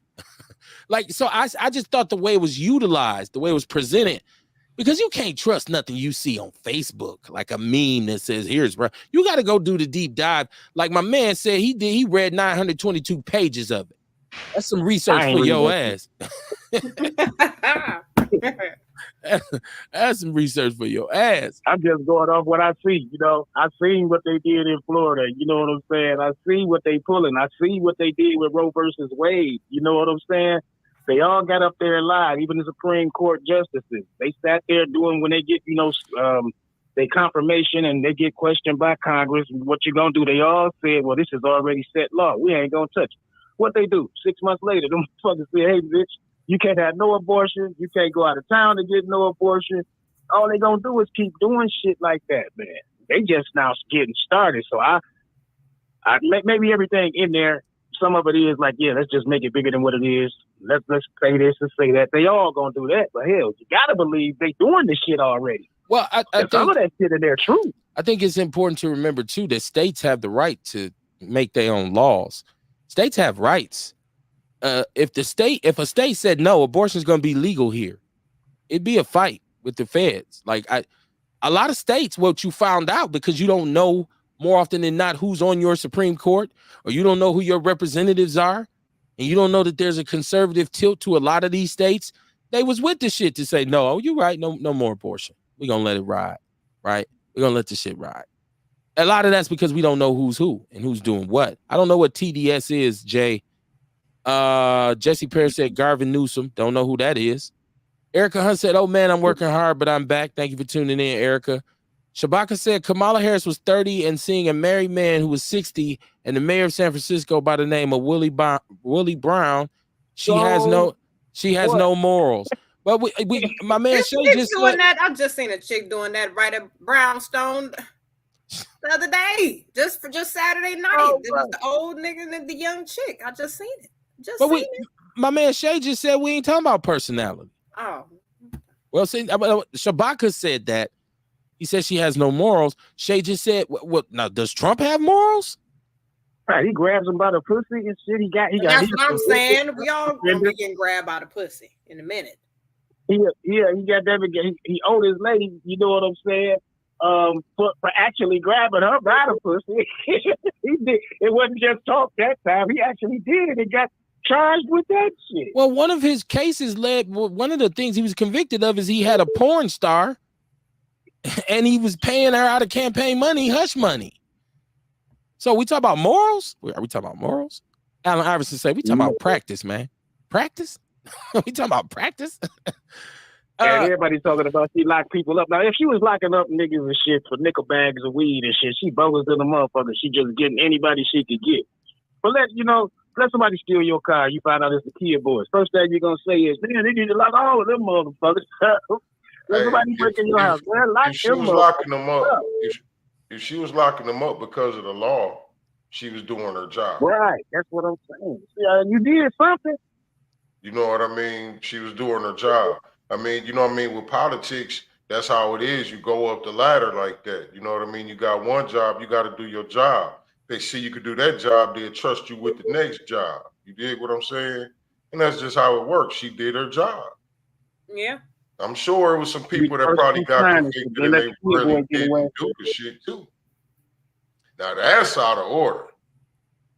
Hey, if you're trying to call in right now, be patient with me because my phone is acting up. I can only take one phone call at a time. Oh, God. I'm going to get off here, man. Let me see who else trying to hit you. All right, Ewok. Peace and love, man. Thanks for calling. Really, Courtney? Come on now. What's wrong with the hotline now? Hey, hold on. You can't come 2 hours late and then criticize the phone. Why not? You can't do that. You're the new Kamala Harris. You're the new Kamala Harris. I'm saying. You're acting like Kamala. My brother Shabaka St. Core, what it do, man? How you doing tonight? Hey, man, greetings from the West Coast, man. You know what I'm saying, and what have you. Thank you for taking my call. First place, that stinking ass broad, man, Kamala Harris ain't shit, okay? I'm saying it. The reason being is because when she was the assistant district attorney of Alameda County, she was screwing Willie Brown, the mayor of San Francisco, and he made her the San Francisco County. All right. Shabaka fading in and out too. Boy, this is a hell of a night. I think the man trying to shut me down, Kamar. I think the man is messing with my phone. The exactly. man. See this? Go to this comment right here. Leave Juice Lady alone. She is fashionably News late. from the governor, U.S. senator to fill the vacant. Damn. It probably be Congresswoman Shabaka. Boxer, I believe, that passed away.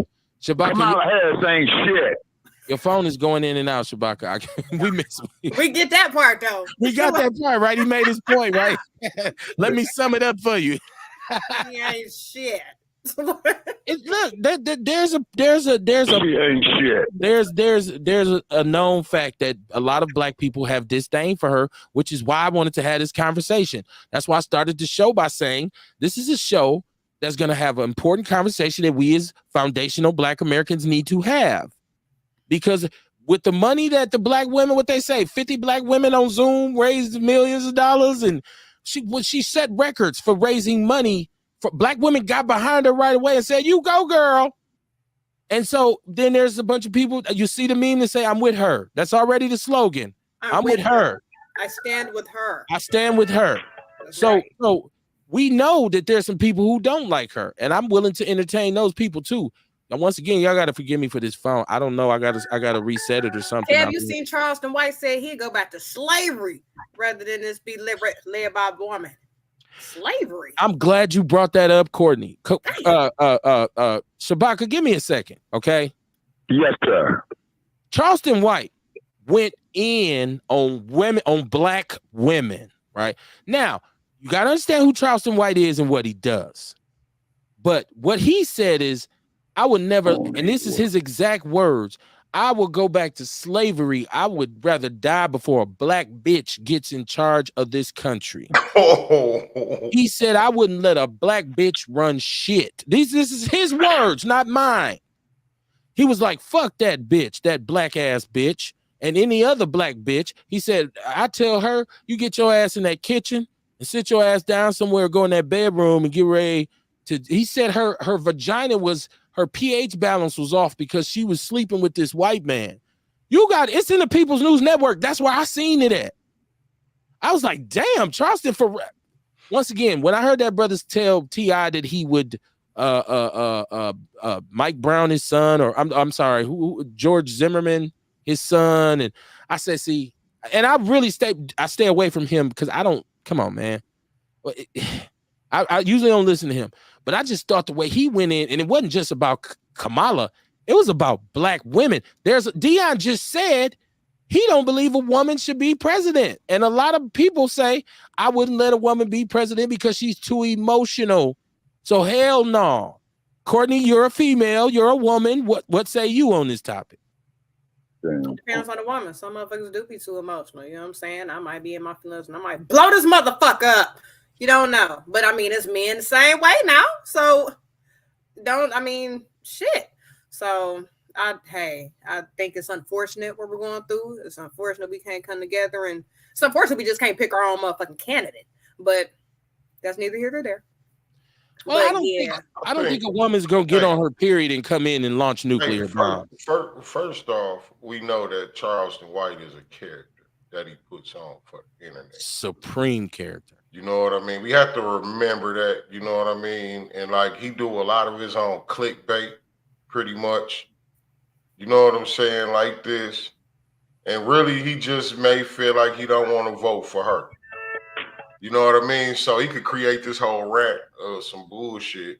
You know what I mean? Now I don't feel like that. I feel like we done had all these men as presidents and ain't none of them been right. It's all kind of fucked up shit about them. So let's see, we can see what a woman do.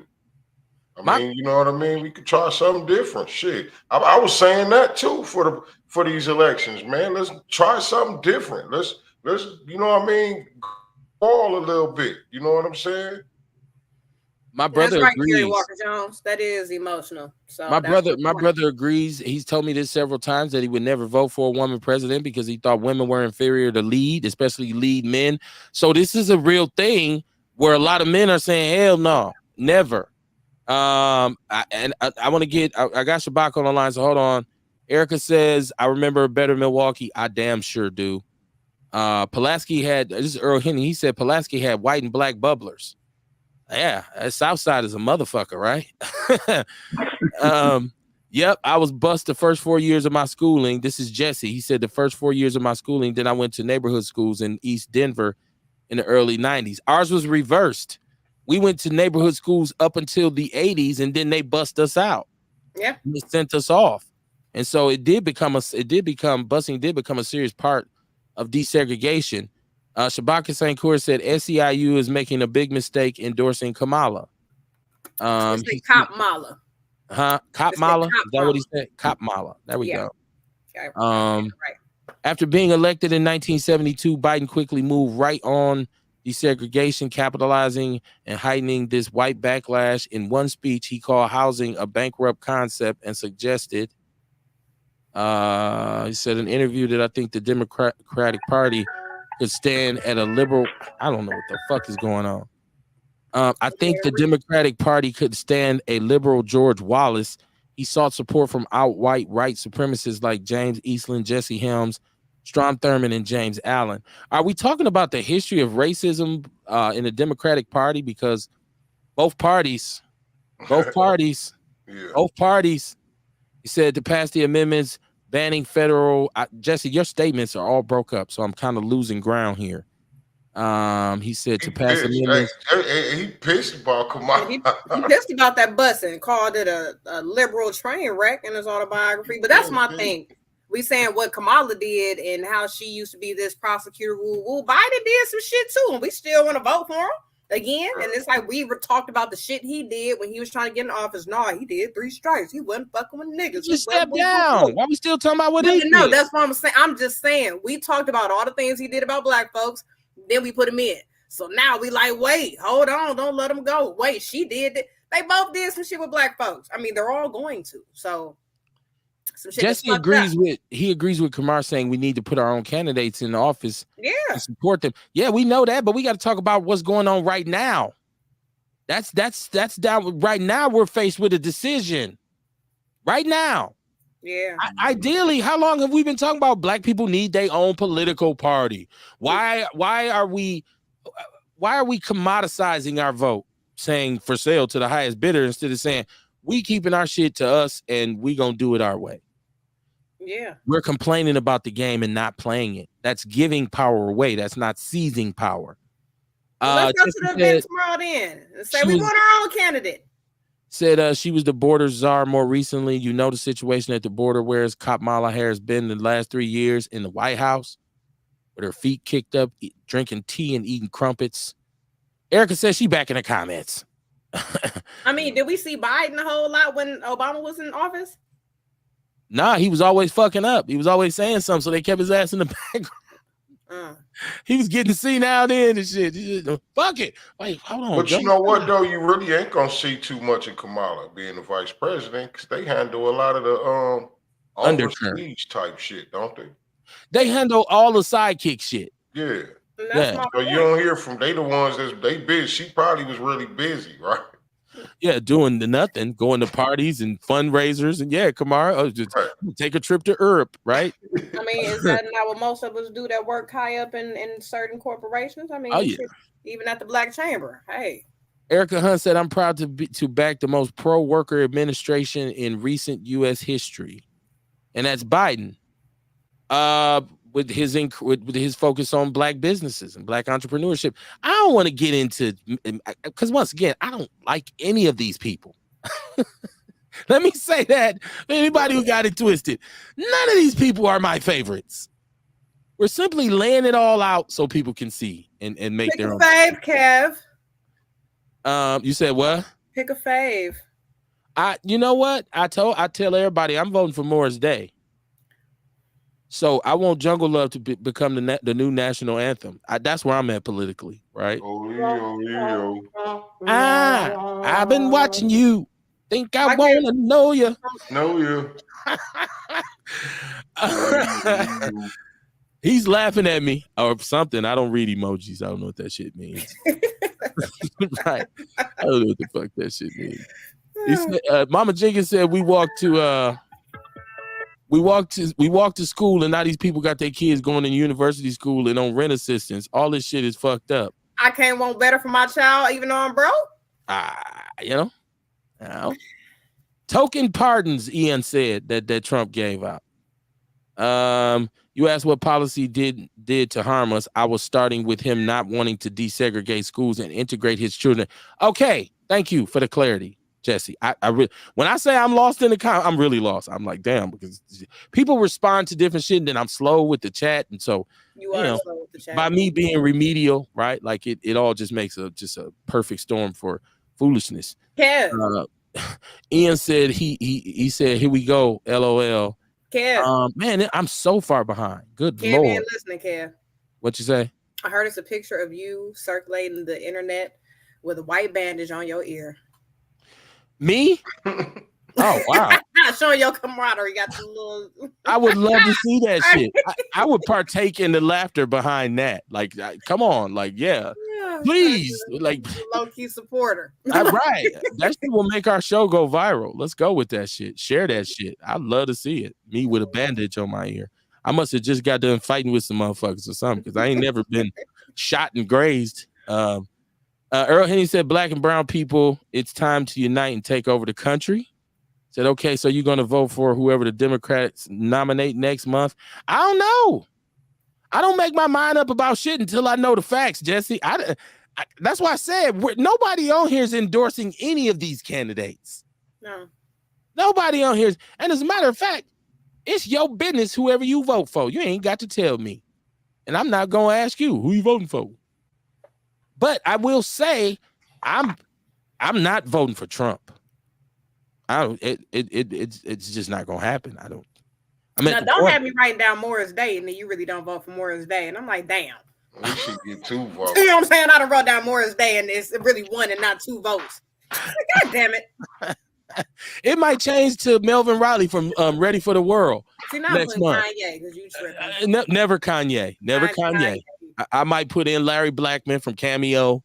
You know what I mean? I'm a funk baby. I might put in hell. George Clinton's still alive. So shit.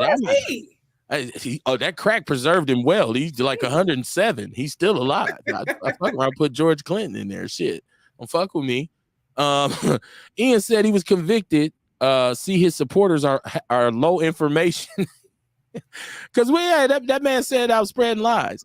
Said all skin folks ain't for us. Whatever. All skin folk ain't kin folk, Erica. Mm-hmm. That's what he's saying. Said I feel the same way about people biting my shit too, Kev. Jesse, right? So you hear me, right? Like you say some shit on your show and you know it was original from your head, and you be listening to somebody else shit, they say the same shit. You be like, how the fuck that happened? How about this, Kev? Remember last week I was telling you about I don't think the RNC is doing as well here in Milwaukee. And I swear the next day I'm hearing them talking about that shit on the radio and everything. Yeah. You called it out. And what I said was, I'd like to see the numbers. And then it was confirmed that this black people, look, I told you. I'm the inside man, fam. That RNC was white. That was the white Juneteenth day. Yeah. They showed you. And they showed you that we will occupy your city and kill. You killed a homeless man. And you are from Columbus, Ohio. And he was miles away from the cage that you built around the Fister. Kamar, you seen who brother that was? Yeah, yep, that was Angelique Sharp. Yeah, man, brother. That's fucked up. Okay. So Angelique got the Black Boot Camp. Angelique, she works for WIBIC, so it helped Black businesses, business stuff like that. And at our boot camps at the Chamber of Commerce, she would come in on the Saturdays and she would talk about business and different parts of credit. So we got a good relationship with Angelique. So that's to know a motherfucker and then find out that it was they sibling, and then to find out from them the story of behind their brother and that. It's fucked up, He wasn't supposed to die. She was like, why they couldn't tase him? Because it was the dude telling him for days that he was going to kill him. So he had those knives for protection. And she said he had multiple sclerosis, so that's why he was moving a certain way. And they really could have tased him. Really. He didn't have to get shot. Once again, we got to tell our mayor to stop selling this city like a crack whore. Yeah. Like you did this with the tax increases and took all these draconian conditions for us to borrow our own fucking money from the state almost. I mean, in a sense, that's not what it is, Kevin. Right? Don't be an asshole. You know what I mean? Like But I'm just saying, like, it's gonna be beneficial for us. Black people ain't benefit from that shit. No. Most of us didn't even want to go near downtown. No, we didn't. They separated the city. Come on, Mayor Johnson. Yeah, You a got to lot do of black better, businesses brother. black businesses really didn't benefit. You know And what I that's mean? I know somebody. I was gonna get him down on the show. I just didn't have the time to. But he was actually down there vending. He okay. had an opportunity to vend down there. You know what I mean? And then right after that, he vended at Garfield Days 502. And he said, man, they did way better at Garfield Days 502 than they did all 4 days put Exactly. together at the Yeah. artist. And I was down there at Pfizer Forum. And for all you people who keep talking No, about, it was at the American Field at the baseball stadium. Like, I got chosen to be a vendor out there. But they wanted you to Really? make Well, tickets fresh. I don't know. I thought I saw the Pfizer Forum in the I background. think it was 2 different spaces. It's like I don't know if they had their political shit there, but then the convention where you buy shit with us, They actually, hey, look, at, they actually went in and did a live where they went in and saw the inside and everything. yeah, because they Where it told was us set to up. bring Did everything. they have some to stuff American going on Field. at American Field? Yeah, that's what they said for everybody to load in because they kept calling me to load in with my juices. Is Alkies coming? Are you bringing your I mean, stuff? We're like loading in right now. I mean, like speakers. Did they have speakers and stuff inside there? Oh, I ain't go. You know, I don't mess with like white folks like that. I know. It well, may have first been of all, two different things people going keep on there, Courtney. talking about Kamala and being black or not, but Mayor Johnson is black. We ain't doubting his blackness, right? He is black.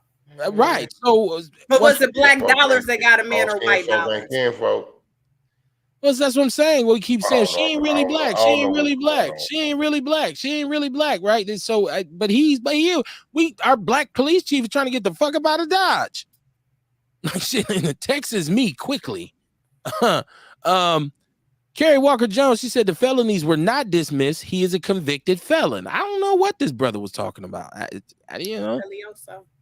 The woman that dismissed the classified document case is a judge by President. She was appointed to judge by Donald J. Trump.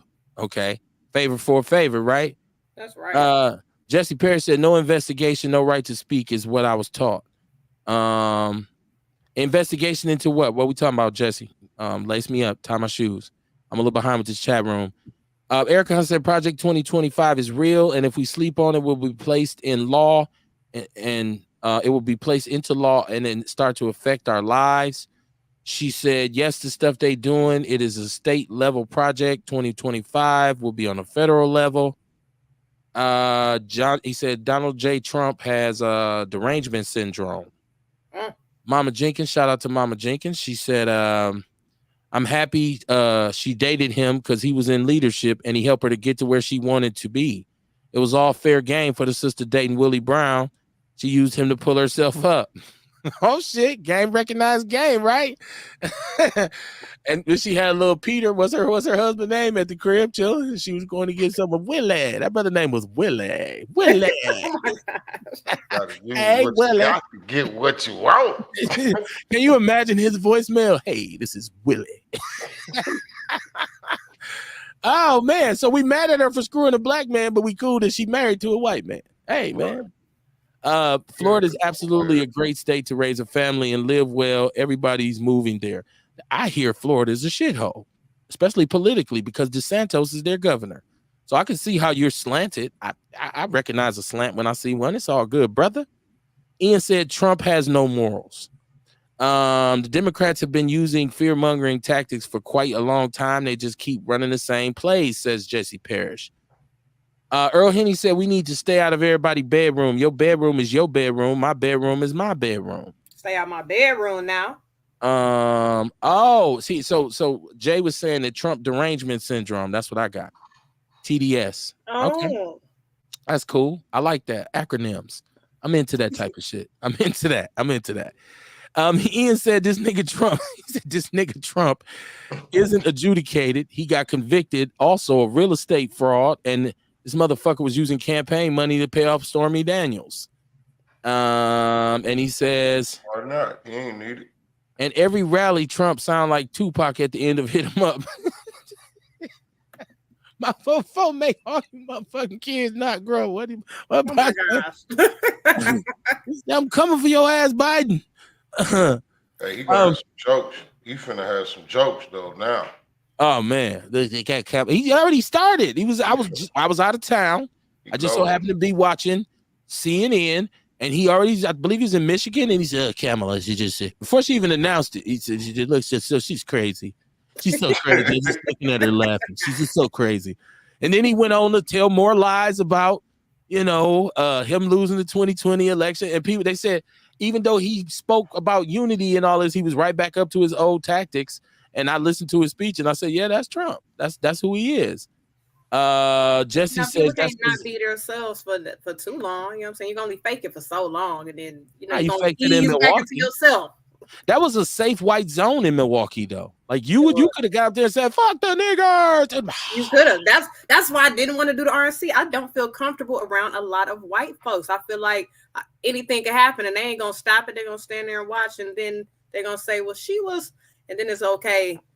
I just don't feel comfortable around too many white folks, and it was just too many. Jesse said it's because them white numbers are dropping and them birth dates are struggling. Well, that's why they come up with all kinds of in vitro and surrogate parents, and they making up for that. They white people gonna be in a test tube somewhere being born, right? Like the master race. Like I can see put the babies in a tube, and they're much better when they come out of a tube. They don't have the diseases. That's my Trump shit, y'all. Figure. Said leave Juice Lady alone. She's fashionable. She always late. Fashionably late. Come on now. No. Because I gotta have y'all think I ain't coming. They like, oh no, where's the Juice Lady? She's here. Great excitement. It'd be like that. That's what they feel. No. Sorry. No, not at all. If you're not here when the show starts, I assume you ain't coming. And that's for anybody. I'll be like, damn. But then when I pop up, that's when the excitement come like, damn, she came. Okay. Nah. Dion, what's popping, man? I got to get your call because I got to get Shabak on here. I got to get Shabak on. What the hell going on with this motherfucking phone tonight, man? God damn it, man. Y'all ain't letting the real through and talk some shit. I see Sir Courtney. What's going on, sir? How you doing? But check it out, though, right? So we sitting up here talking about this Project 2025, though. You know what I'm saying? But my thing, what you think really might happen, though? Because, it could be succession. Like how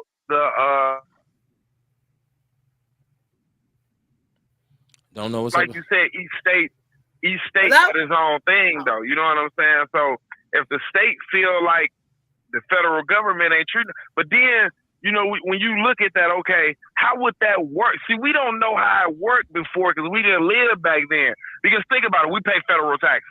We send a lot of money. So if we say fuck Washington, you know what I'm saying? Y'all trying to fuck us over, all the governors. Because every state, you guys know on here, but and there's a lot of people out there don't know. But we get each of these states like smaller governments. Like the governor is basically like the president of this state. It'll be almost like how Africa is colonialized into the state because they're supposed to be countries. So each state will be divided. We all got our own presidents. We got our own. But where would the funding come from? Because now we're not sending Washington no money no more.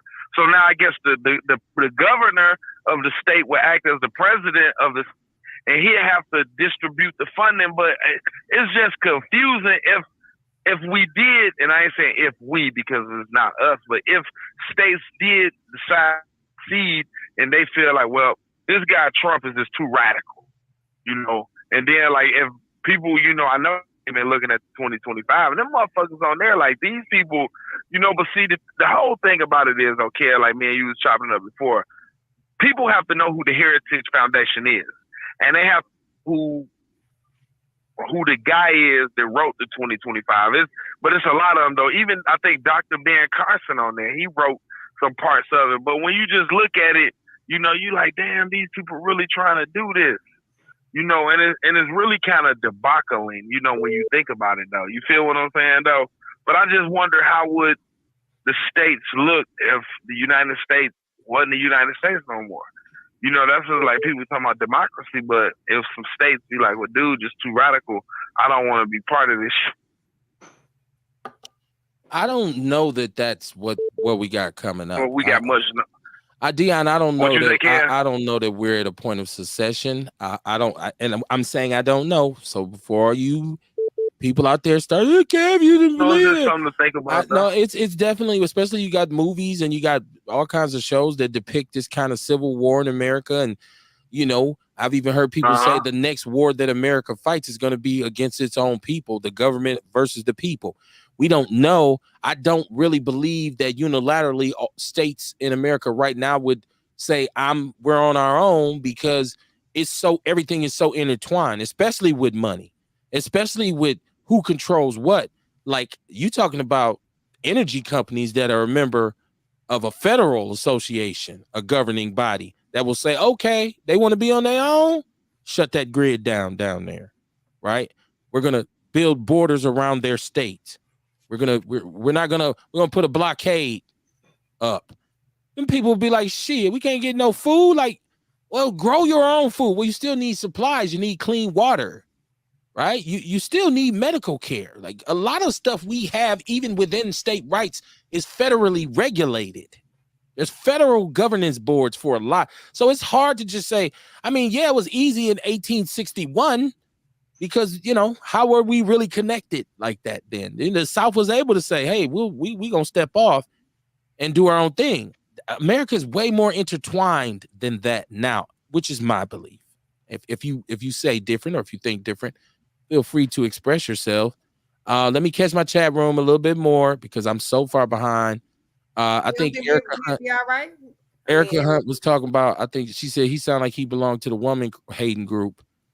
Charleston White, like Kamar said, he's just such a, and from what I hear, the brother's actually done a lot of great stuff in the community. And I feel like you can come out with shock value in order to get our initial attention, but that's how you get paid. He's trying to put that down and now do something real. Well, see, he say if you really listen to him, he say it all the time.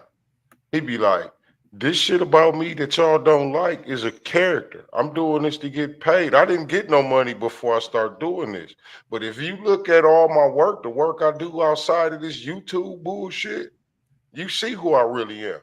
You know what I mean? And that's why he started coming out. You see different videos of people who really know him, talking about him and you know what I mean, talking about his character and shit. But I just really feel like he just doing this for people like you get paid off of it. He wasn't getting no money until he started trolling on the internet. You know what I'm saying? So now he getting paid and he's still doing the work that he do in the community. That's like a porn star who does community service. Yeah, like that's just a character. How many times on this show have brothers said that they don't have no problem with that? Well, hold on. Listen to what I'm saying. Right. It's like saying that girl who's on the video getting gangbanged by 12 dudes is a character, but I read to little kids after school. Like, it's counterproductive. So to come out and call black women bitches and hoes and talk about I wouldn't let a black bitch do shit and all this, is that really worth the bread? Is that I feel like you're building a castle on sand. I don't take that. It's like you get to do something. I can go and beat my wife ass and say that was my alter ego. It's within his moral compass. It's bullshit though. Like what he's doing, what he's saying about black women. This the same way I was talking about that pool party. Like, I don't care how you look at it, you know what I mean? And we was saying it's within their moral compass. This is what they know. This is the lifestyle that they live. I'm just saying, man. This is the. Wait a minute. Well, hold on. So let me get if something's wrong, I'm gonna ask you just like I asked Jesse. We should speak on it. I'm gonna ask you just like I asked Jesse. I want to be sure what we're saying here, because he said it's a character, because this ain't connected to me. This don't got no correlation with the pool party. What he said about black women, okay, was horrible and deplorable. And he can't, for me, I don't accept that that's a character and give you a pass for that. Just like you didn't accept they young, they living their lives, so how they was behaving with the pool party. Right. So he could say, I'm a character, I still do work in the community, but if you sell dysfunction and disrespect, I don't accept your good. because ultimately it balances out to nothing. Exactly. If the way that man talked about, listen, Kamar, maybe have you heard it? Have you watched it? Oh, I haven't heard that, but I mean, I done heard him say some wild ass No, you got to shit. watch this one. You know, I done heard some wild ass shit from him, and don't nothing really surprise me. I You gotta believe watch you this telling one. me this. I gotta believe you watch this. saying that. Oh, you got to That he watch this said. one. All the shit I've heard him say, and I've heard him say some wild, disrespectful shit. But what he said today, what I saw today, I don't know when he said it, Kamar, but what I saw today is inexcusable. The way he spoke about black women was inexcusable, character or not. Look, I'm all for fun and games. I told you, I like doing ratchet shit sometimes. I like a little ratchetness. I like, that's funny. I like a good race joke. I still listen to Too Short, bitch. I still listen to all that. But when it gets too far, I'm saying, hold on, bruh. And he says, I got a grandmama, I got a black grandmama, I got black aunties, I got black sisters, but fuck them black bitches. I wouldn't let a black bitch lead me across the street. Hey, but how can we not take that, but still take the music? We don't take the music, ain't accepted. It's not cool. Some of the shit I listen to, people say that is not politically correct, Kev. It's not accepted. I'm just saying, we listen to it. We don't shut them out. I don't hear Too Short ever made a song saying every black bitch on this planet ain't worth a goddamn fuck them all, fuck a black pretty bitch. He said that in so many words, man. I heard him be nowadays in music. They used to say, "Don't trust these bitches." Yeah, but they were speaking to a type. But they were same old shit. No, it's so not. Charleston White just speaking to a type. Just a They certain used to type of say black that. bitch. Not all black bitches, a certain type of black bitch. Then it's okay. Right. And then it could be A lot of that you know was what I mean? sexual Right, references too. What he said was pointed directly. It wasn't really based on, okay, we understand the 80s and the 90s when those women who really caught the brunt end of what rap and hip hop became were the gold diggers, were the ones who said, I ain't fucking with you because you ain't no dope man, or I'm using you to get money, or I'm manipulating you, or I'm leading you astray, I'm setting you up. But I never heard any rap, and it's probably my limitations. I never heard any rapper say, fuck all black women. The only person I ever heard say that hip-hop wise was Eminem. That's the only person I've said. Even with Short doing songs that were conscious. Like I get what you're saying though. Like, how can you accept Too Short saying bitch, but you can't accept Charleston White saying fuck every dumbass black bitch? A black bitch ain't shit. Still, he married to a black woman too. Who right? he You know what I mean? So I'm just saying, like, to know somebody really ain't that. You know what I mean? Like, they don't move the needle for me. Somebody need to whoop his ass. Somebody needs to whoop his ass. They be trying. They be trying. They have tried. They have tried. People tried to get at him. Somebody need to do the goddamn. They need to. Let me shut up. Let me shut up. I'm just saying, there's levels to the shit. Okay. Mm-hmm. What he said and the what they call it, vitriol, is that what they call it? Vitriol, anger. The way he spoke, the vitriol. Everybody like, I don't know what the fuck that was. Look it up. It's a word. It's a word. It just means really speaking. It's like when Farrakhan use big words. It's like when Farrakhan said it's vitriol. It's like when Farrakhan said about Khalid Abdul Muhammad. It wasn't what he was saying; it was the spirit in which he was saying it. So like he was vitriol. It was full of vitriol. It was angst. It was anger. It was bitterness. It was fucking. I mean, he got actually because of his actions, some people lost their lives at protests. You know, the Million Youth March was a disaster. It was a riot. I'm just saying. Let me see. Wait, who's protest? Khalid Abdul Muhammad. I don't know if you know who Dr. Khalid was, but he was a fire-breathing revolutionary in the late 90s. He was with the Nation of Islam, and he was coming with some firebrand speeches. Most of them were very true and very poignant, but it was the way he was saying things. It was the way he was pointing it. And Mr. Farrakhan dismissed him. I don't know the ins and outs of his suspension. So if you're out there and you're in the nation, don't see this brother right here, he got to go. The bottom line was he was dismissed from the nation. And what I heard Mr. Farrakhan say was the way it was done. He had a problem with the way it was done, the way some of the things he was doing were being executed. And I feel the same way. This is why I stopped doing Coon of the Week. Because I felt like the spirit of it was just mean and angry. And I don't need to demean my own people to give my opinion on them. Just because I don't agree with your politics, I don't have to call you a coon or a Sambo. That don't mean I won't, because I will. But I try to go through some processes first. I just think what Charleston White, this time to me, he went too far. Can we say that at least? Yeah. I get the character. Mm-hmm. I get him. He go too far often. I think this was the worst one, though. He go too far often. This is the worst one I've ever seen, though. I was just saying that to say, you know what I mean, don't let it move you too much. Because you know what I mean? Because he say he do this wild shit on purpose. He says that shit, but it's like you always talk about putting something in the universe. Mm-hmm. When you put, even if I he ain't was saying playing, right. Don't get me right. Hey, even I if ain't he was saying playing right. to put that out there, it's like, dude, what the fuck is wrong with you?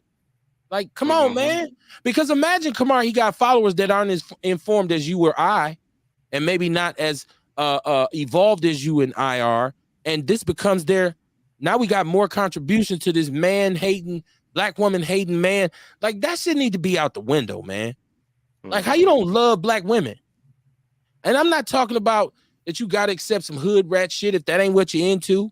But I'm saying black women in the essence of black women. How do you come as a man who was born from a black woman and raised by a black woman? How do you come out your rabbit ass mouth and say some of the things that he was saying? Playing or not, he needs to be taken to task for it. And let him come out and say, y'all know what? I was on some shit. Because this would make you a real cat to me. To come out a couple days later and say, hey, man, I was tripping the other day, man. Y'all, now check this out, man. I got respect for my mama, my grandmama. I don't believe women should lead. But I know he won't come out because that's his business. That's his lane. That's how he does it. I just think he went too far. Let me see. You're right. Neither one of them has morals, Jesse. Erica Hunt says she with him. She's with Kamala. Mama Jenkins, yes, Willie Brown was the mayor of San Francisco. I guess he was knocking the stuffing out of Kamala Harris's Egg McMuffin at one point. Willie Brown. Man, Willie. Hey, baby, where you at? Willie. Hey, Willie, hold on. Sweet Willie with the collar. So Willie Brown was white. Let me look Willie up. Willie Brown was black. Okay, so why they tripping? Because he was 60? Because he was knocking something down young. That be happening in Milwaukee every day. Hey, man, listen. Every day. 30s and 60s. Some niggas be down there trying to look all young. Some be working out. It happens everywhere. I mean, but you know what? No hurt. I'd rather him. Here goes my personal bias again. I'd rather find out that he's with a 30-year-old woman than a 30-year-old man on the side. And I'm happy. That's when my spider sense started ringing. You know, I thought she was bed winching. That's what he was black. It was all right. Yeah, she was. She was married to the white dude, but she was getting some soul food. As Kwame Brown said, she was getting mama's cooking when she go to work. Right. Ain't no wrong. Hey, Willie, you want to go to lunch? But for sure. I bet you he talked in third person too, like, you know, Willie wants to go to lunch. Hey, Kamala, you got something for Willie today? I done made up a whole Tyler Perry type soap opera off this Willie shit. Garvin Newsom is Nancy Pelosi's nephew and current governor of California. Okay, I stand informed on that. I didn't know who he was.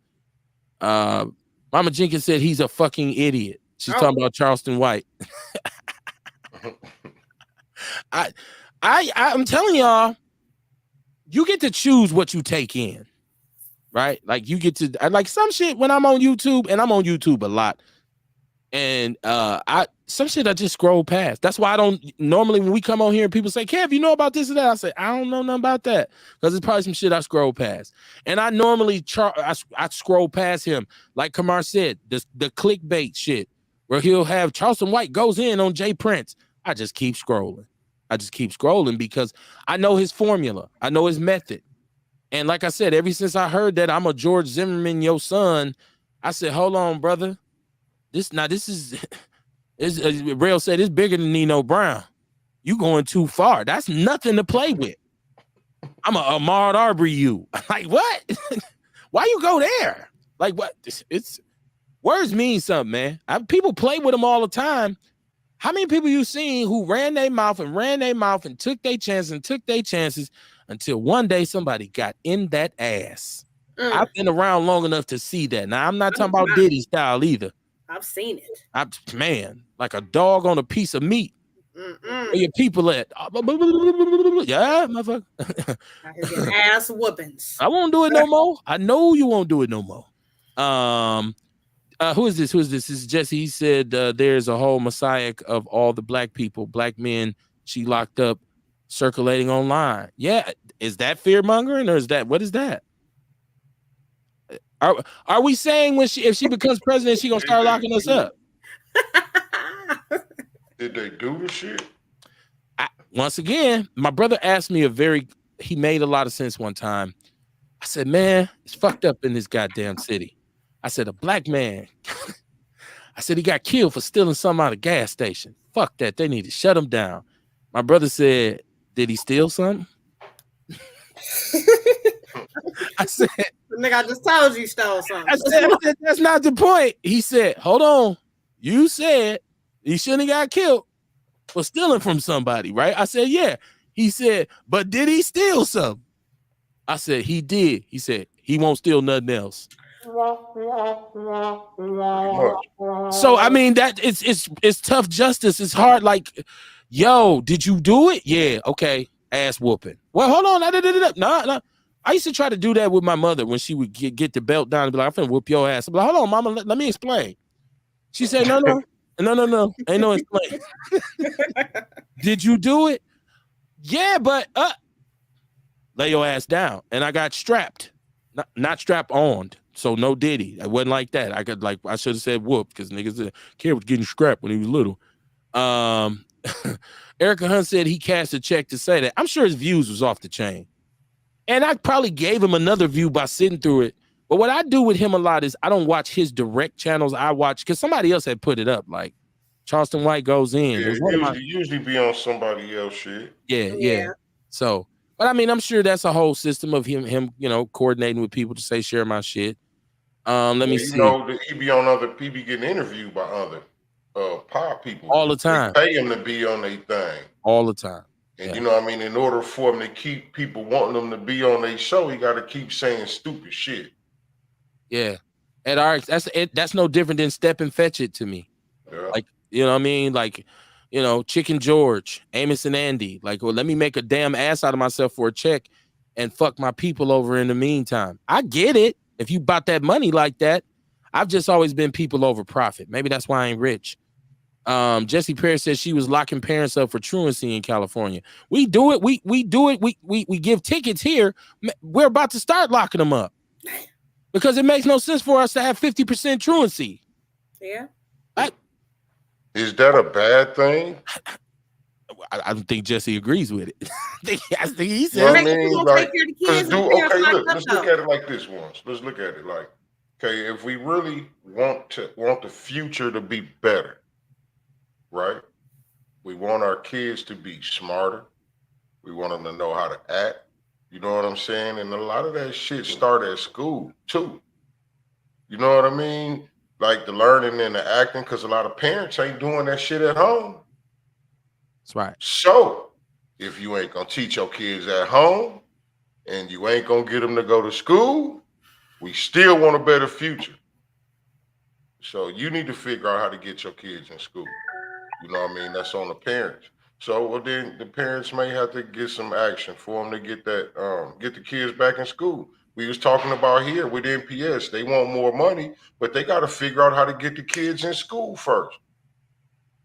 Absolutely. That's the whole thing. You know what I mean? So I think one of the ways to get the kids in school is to come down on the parent. But if I'm in jail, who's taking care of the kid? Who was taking care of them when you was free because they wasn't going to school? But then that's the thing is you can't get in trouble if you in jail. Who taking care of the kid? Whoever would be the adult over that kid. So like me, I'm the only person that's here. Like my oldest son gone now, but if it was my oldest son, I was the only person here. Well, my mama here, but my mama can't drive, so he still maybe would have been missing school, or if it would have been my younger boys. She can't take them to school, so now I'm locked up. They still missing days because this is the only person I have, and she doesn't drive. So what the fuck? Well, they ain't gonna be still missing days when you locked up because they're gonna be in a foster home. So they're gonna be going to school. They're gonna be sent to a school. But here's the thing, Courtney. I get totally what you're saying, The but first I bad think the decision question, was yours. the first thing that I want to say to you as a parent is there's a lot of steps that happen before you actually get locked up for truancy. Like there's plenty opportunities for you to kind of step up and say, yo, I want to cooperate with y'all. I want, and the only reason I know, and I don't know about Californians, but I can speak to Milwaukee's because I work for TABS. I used to work for TABS, the Truancy Abatement and Burglary Suppression Program in Sherman Park. And I was the case manager with severe cases of truancy in which you were about to get a $700 ticket. Okay. And so what they'd say is what you were required to do is meet with Mr. Barnes, come up with a plan of care and support that plan of care. And then you wouldn't get a ticket. Now, if I had a parent who blew me off, wouldn't answer the phone, wouldn't come to meetings, that motherfucker got a ticket because you were getting a chance to cooperate. So I want to say it is not like as soon as your son truant, they locking you up. It's a process. Now I got Shabaka on the line, so I want to be able to, because I know his call was dropped. Shabaka, you got the floor. What's popping? Yes, sir, Dr. Barnes. I know you moved on past Kamala Harris, man. Okay, I'm going to be respectful as I can, is because my blood is boiling. First place, man, Kamala Harris, man, never prosecuted murdering white police officers in the state of California as the Attorney General. Kamala Harris had caused Willie Brown to get a divorce due to adultery. The woman has no morals whatsoever. Okay, she's not going to make it as the president. Okay, and then keep in mind, I don't want the dump in there at all, man. I prefer they take the dump and throw his ass on Alcatraz Island out there in California and leave the old bastard there. You know what I mean? Dilapidated conditions at all. But what it is, though, man, is that we got to control our kids' education. We got to show up on economical basis, man, and just step off this election process altogether, man, because with me being an old bastard, man, I'm 65 years old. I've seen this shit, man, for the last 50 years, man, and it is going nowhere. As our kids are getting more and more confused with this transgender shit, you know, you got grown-ass men going around shoving something up their rectums, or shoving ketchup up their rectums, talking about their menstruating, which is a deep insult to the sanctity of womanhood, number one. Also, too, Kamala Harris was having an extramarital affair with then Mayor of San Francisco by the name of Willie Brown. She was 30. He was 60. Willie Brown's wife divorced his ass, and rightfully so.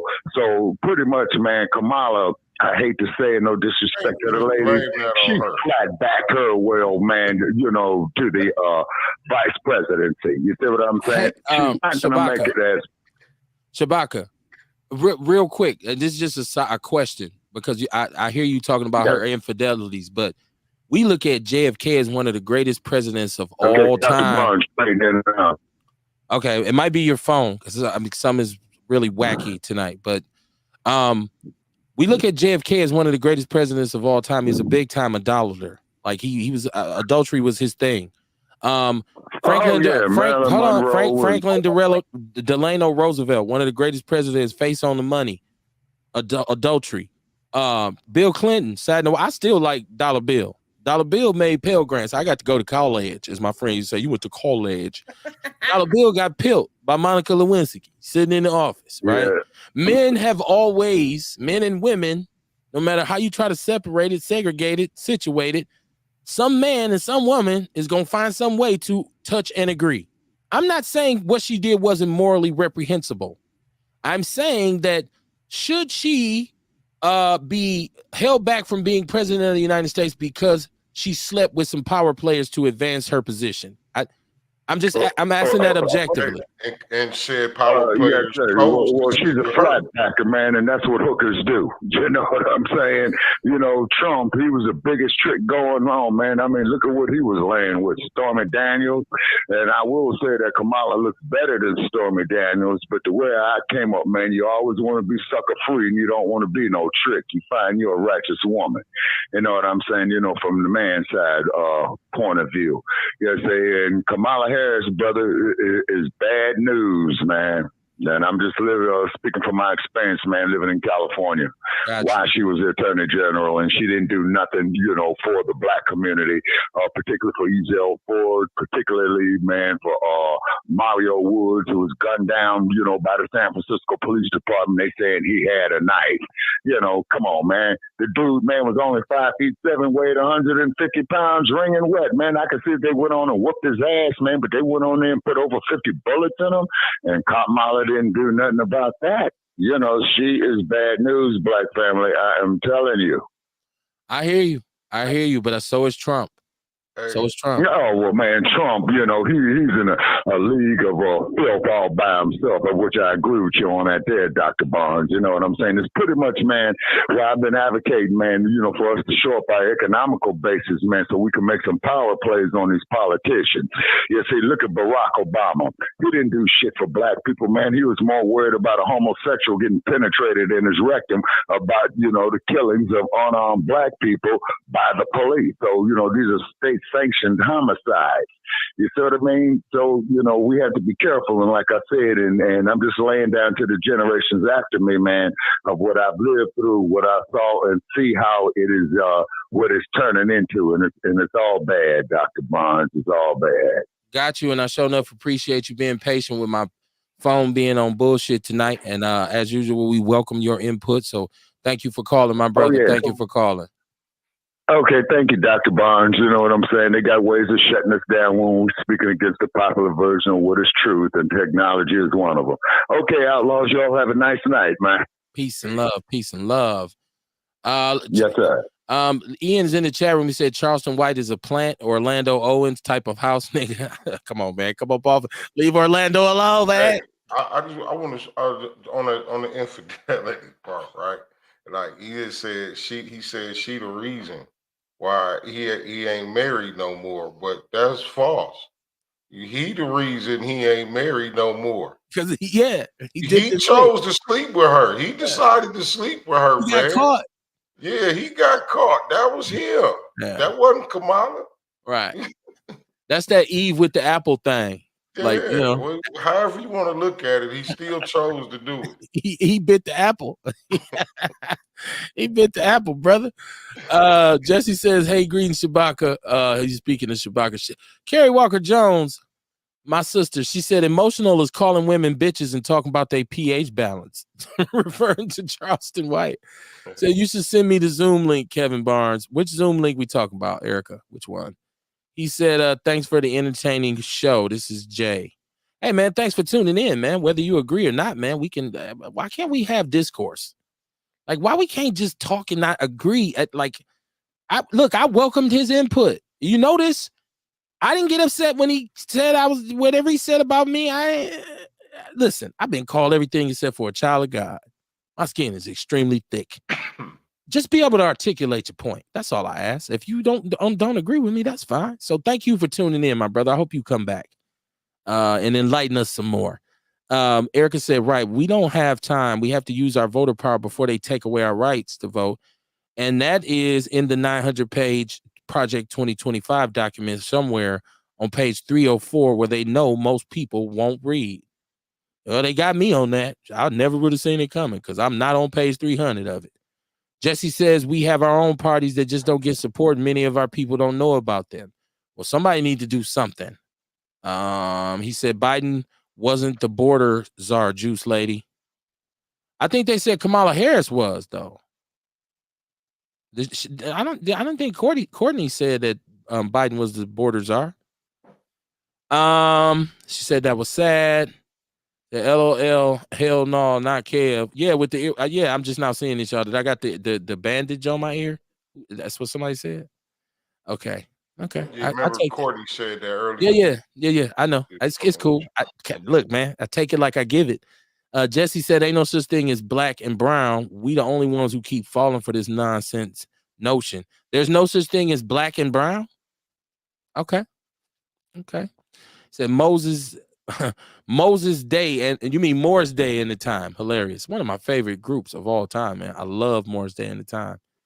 It said put in reparations for foundational black Americans. He said R.I.P. Sharp. Who we talking about now? Oh, yes, sir, my brother. Yes, sir. Rest in peace to that brother Sharp. You're right. As who was murdered by the Columbus police. Said, I seen that on Democracy Now, Kev. Yeah, man. It's going down up here. Hot spot. So I'm actually hoping you can come on the show tonight and discuss the situation further. I got some time, my brother. I got time. I definitely, because I love coming on with y'all. It's a pleasure. So I definitely let me log off and decompress a little bit, and I'm gonna hit y'all up. Said, yeah, I seen Cavalier on the news selling y'all city like that. And, his brother, man. Come on, man. Come on, little buddy. Come on, little buddy. You gotta stop, man. So yeah, I seen this is Ian. He says, again, your Trump supporter doesn't know what he's talking about. All of the real estate has had too high of a price tag, and the people are trying to get out of Florida. LOL. I mean, his view was slanted. Samuel Sharp, I got you, brother. You right. Rest in peace to Samuel Sharp. And Kamar, you said you even know of his sister? Yeah. Okay. Said the RNC was a fucking Klan rally, plain and simple. Lily White. Yeah. Yes. We just seen this shit. Said he's a raccoon, Kev, Mayor Chevy. I don't want to, like I said, I hate to call another black man a coon. And I don't know him personally. So I don't know if he's soft shoes around white folks. I criticize him particularly for his bland, over politicized, false answers that he gives when asked about anything truthful. And I also disagree with his approach to it. With we want 1 million people in Milwaukee. Well, first of all, Milwaukee has to take care of people who live in Milwaukee. I look at him as the general of the gentrifiers. I feel like he's in bed more with big business than he is with black people. And somebody told me, Dion said, well, he ain't just a black mayor, he's mayor for everybody. Well, he's selling everybody out. So I see that to be true. No investigation, no right to speak was about Project 2025. Okay, my brother. Who is this? Ammo Vos? Do we got a troll? You got a troll? Is he a troll? It said, low down Willie Brown. Willie was the mayor. He's laughing. Jesse's laughing. Erica said they stated what? They stated a be poor as ever. The stated a be poor as ever answer Dion question. Erica, I can't. I'm confused on that. The Simpsons been right. People are agreeing with Dion. Said Texas already saying that if Kamala is selected, they ready to succeed. Man, Texas can't even withstand a damn snowstorm or a flood or a tornado. They come on, man. Fuck out of here. I'm sorry. If you live in Texas, I'm sorry. I like stop it. Stop it. Texas ain't going nowhere. This shit will get shut down too. Yep, the governor is the president of the state. She said, thank you, Kamar. You were right. A lot of them playing their role. CW not finna stop his bag. I hope it's good to him. I don't know if he understands the statement, all money ain't good money. And I'm not wishing nothing bad on him. Like I said, I choose not to support him most of the time because I'm not going to contribute to him. Like, if it's one lesson I learned at this advanced age is you got to be careful with the things you say. It might seem like it's entertainment. It might seem like this is fun. Oh, I'm getting paid. A lot of people have sold their soul to get paid. So that's not new. And I hope he's still doing big work in the community. But come on, man. Like all the other shit you say, haha, you talking about a rapper. You're talking about, some entertainer. I don't give a shit. But when you address black women on the whole like that, even if you were sitting in my garage with me, Kamar, and you said a joke like that, I'd be like, come on, man. That's a little too much, Kamar. You might be like, Kev, I'm just fucking around. I'd be like, yeah, but come on, dog. Come on, man. Because if I can conceive it, it must be somewhere in my brain. So that must be really how you feel in some sort of, at some point, right? Let me see. Erica Hunt said, I had fun at the pool party and the car show. The organizer of the pool party didn't have any police reports like some of the so-called peace events. Ammo Voice, he's not a troll. He says his character is just a rapper that's not rapping. Well, I would have a problem with any rapper who if that was his music, I'd be like, I don't want to hear this shit. It's just like the devil worshiper rappers back in the days. I wasn't really with that shit. I wasn't, and I didn't play it. I didn't buy it. A lot of people liked it. I wasn't with it. Shabaka says good night. Said White does the same thing. Ewok said I attack and make you vomit. Down with that Khalid Abdul Muhammad. Yeah, that's Ice Cube from Hand of the Dead Body. Yeah, and then actually, brother Khalid had a problem with Ice Cube after that and went in on him. It's on YouTube. Earl Henning said Charleston White don't love his mother. I don't know how you could say this and go back and tell your mama you do love her. Like I was just playing. Because my mother would pull me aside and say, yeah, I hear what you're saying, but you need to freeze that shit right there. That shit is not cool. I want to tell you I'm offended. So regardless of the money, if that's how you going to get your money, it's like, Kamar, if you was flipping keys and you came in the house, if you had a mother like mine and you gave her money and she said, I don't want none of that blood money. You take that shit out. Go and take that out of my house. I'm not participating. So, sometimes we all need straightening, man. And I think this brother definitely. And that's my whole point. That was my point. I feel like that with this. I also feel like that when we talk about the sex she read, and I be talking about the message she pushing and everything. And we talk about you got to be careful with the shit you talking and you saying and that you pushing out here. It's the same shit is what I'm saying. You know what I mean? It's an image with a motherfucker pushing, and it be the images that the media wanna portray us as. And then we get mad when somebody from another country, figure we that type of motherfucker. Like we be talking about Africans look at us. A lot of Africans when they come over here and they look at us because we fit in the bill with this image that the media portray. Say, you know what I'm saying? And yeah. I don't no, I totally get you. Once again, I just think it's levels. Yeah. And I think you can go, there's a such thing as going too far. Hey, exactly. In my bag. But you know how, and then when we was talking about how, she come from not having nothing and she making money. And I'm like, yeah, I get it, but still it's a bad look.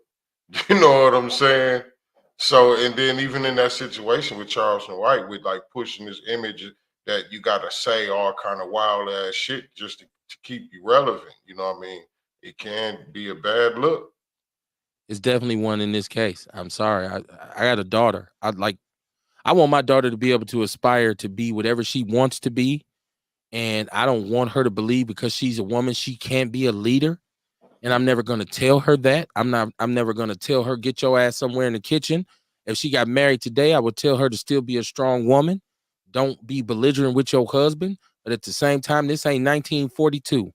You got to be accounted for. You are important. You are somebody. You ain't nobody's footstool. And so when I hear stuff like this, it just, it's for me, like I said, this is just my personal opinion. I'm not trying to have an emotion. I didn't have an emotional reaction to it. I had a real logical reaction to it. Like, well, that's some dumb shit. Like, I didn't get upset, Kamar. I didn't throw my phone down. I just said, well, look at this dumb motherfucker. You know what I'm saying? Like what this dude talking about? And I got homeboys who talk a gang of shit. But sometimes even when they go too far, I be like, come on, man. You can go ahead with that shit. Kerry Walker said that's the problem with our community. The respect of the black man towards the black woman is ridiculous. She said, considering a black woman gave a whole circle of disrespect. Let's make that clear. She said, it's ridiculous considering black women give birth to them. Any man that thinks it's appropriate to berate their mama is a clown. That's right. On another level, self-hatred is real. Well put, my sister. Well put. She said, this is my brother saying, this is Jesse saying, rip to Dr. Khalid Abdul Muhammad. Ammo, I don't know how to say your voice. He said worse. He has. And I didn't cheerlead. I said when he popped off, I'm going George Zimmerman, your son. I said, oh, fuck that. That was pretty much where I stopped even paying him any attention. And he said so much crazy shit. This, for me, was just like what I would deem too far. So, I'm that's just my personal opinion. If you feel different, welcome to it. Jesse Perry said he started the new Black Panther Party after he was kicked out of the NOI. Earl Henning said that happens all over the world. Old man, young woman, sex. Especially if the man got a little power or authority. That's usually what happened, right? Like, I mean, that's wrong, but I'm I can't. It's all good with Megan Thee Stallion do it. Well, because Kamar, we don't know that man Well, might Cardi not have been. Bray- He might. Cardi- Willie Brown might not have been happy in his marriage. That might be the reason why he cheated. Right. He might have been like good riddance. Like I mean, I don't know. He said fuck the dead and a whole lot of hurtful things. Of course, once again I said he said worse. This particular statement for me was just like, oh come on, bruh. He said don't break the law. I think because we're so far behind. That's why I'm just trying to catch this chat room up before we close out, Kamar. I want to give everybody, because I tell people to chime in. I want to make sure I read their comments. Let me see. Who is that? I just missed one. I had it up and I missed it. Let me go back. We'll be out of here in a minute, y'all. This is Jesse. He said, I love when that happens. I don't know what he's talking about. He said, I remember those days. Carrie said, lock their ass up. Some of these parents need to be thrown away along with the entire family. Damn. Said, yep, I'm people over profit too. He said to lock parents up for their children missing school, supposedly. Hey, what you gonna do? I said, I got educated out of school. I didn't have to rely on school to get an education. I'm glad you were so advanced, but the reality of it is a lot of these kids need to go to school because they can't read. And their parents ain't doing it. They ain't being homeschooled. So right. They need to go to school. A lot of them are suffering from lack of social skills. You know what I'm saying? Like, not only that, but they doing a whole bunch of bullshit out here on the streets while they should be at school. This is true. Fucking up the community, terrorizing the community while they should be at school. The CPC is taking care of their children a lot of times. Carrie Walker Jones said, who cares who she was fucking? Wild Willie had no problem delivering her to meat. She called him Wild Willie. Why is she the only one to blame? I ain't mad at her. Straight up. Yeah, man. Take two to tango, That's brother. what I'm saying. You know what I mean? A cheater chooses to cheat.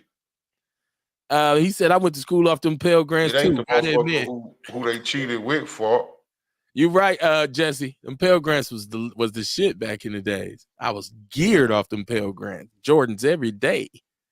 Let me see. Before you go, make sure to join us tomorrow for Shabaka's Black Experience Enhanced at 8 p.m. Central Standard Time. There's the number. Jesse said, okay, I'll send you the link in. He's talking about tonight. Reminds me of former mayor Michael Hankun. I can't see that. And y'all current mayor Chevy. Erica Hunt said, message of the day, you are no one's footstools. Not a Republican, not a man, not a racist president. I like that, Erica. I like that. Jesse Paris, yep, he did go in on him, and so did OG Monster from A-Trade Gangsters. Remember, Common also went in on O'Shea as well. Common, I've never been a Common fan. I've never liked Common. I'm sorry. And Common's response to West Side Connection to me was thin at best. I had never even heard the shit until I seen Beef. Right? Common. Okay. Cuba's had his fair beefs. Kamar, you are right. The disrespect is both ways, and I despise women who do it also, is what Carrie Walker Jones said. Yeah, and Erica Hunt said, I'm people over driving us apart. Yeah, well, hey, man, I'm glad y'all listened. I'm glad y'all tuned in. I'm wore out because I've been trying to keep up with this chat room. It's like singing and playing the piano at the same time. Kamar, shout out to you and House of Vitality. What you got coming up this week? Because we'll be back on Wednesday. What you got popping? Just the same old or what? Same old throughout the week. But Saturday, I'll be over at Sherman Park Groceries having a block party. You got Fond du Lac blocked off over there. Okay. So I have Fond du Lac blocked off Friday. It's gonna be a whole bunch of shit going on that block over there. So I'll be out there with the House of Vitality. You know what I mean, holding it down with Sherman Park Grocery, the only black grocery store in Milwaukee on Sherman on Sherman and Fond du Lac. Sherman and Fond du Lac all day, y'all. Pull up. Support. Jesse says, breaking news: Kamala has just secured enough delegates to get the Democratic nomination. There we go. While we're on, she's gonna get the nomination. Once again, I started this show by saying, black people, we have a decision to make. And that was the moral of this show. That was like, let's talk about all these different kind of approaches to this, because we got to make our mind up. November is right around the corner. And what are we going to be focused on? What are we going to be stuck on? What's going to keep us from keeping on, right? We got to look at the big picture, y'all.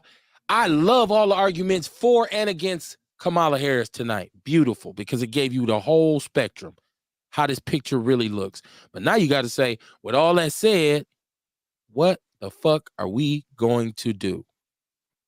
Do we stand in opposition to the coming wave of white supremacist racist bullshit?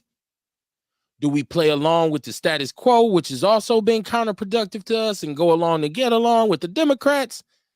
I say this is a perfect time for us to learn the importance of us doing us, including, like Kamar said, developing and vetting our own candidates, putting them in position so that we can say, fuck both of them, we voting for Willie, right?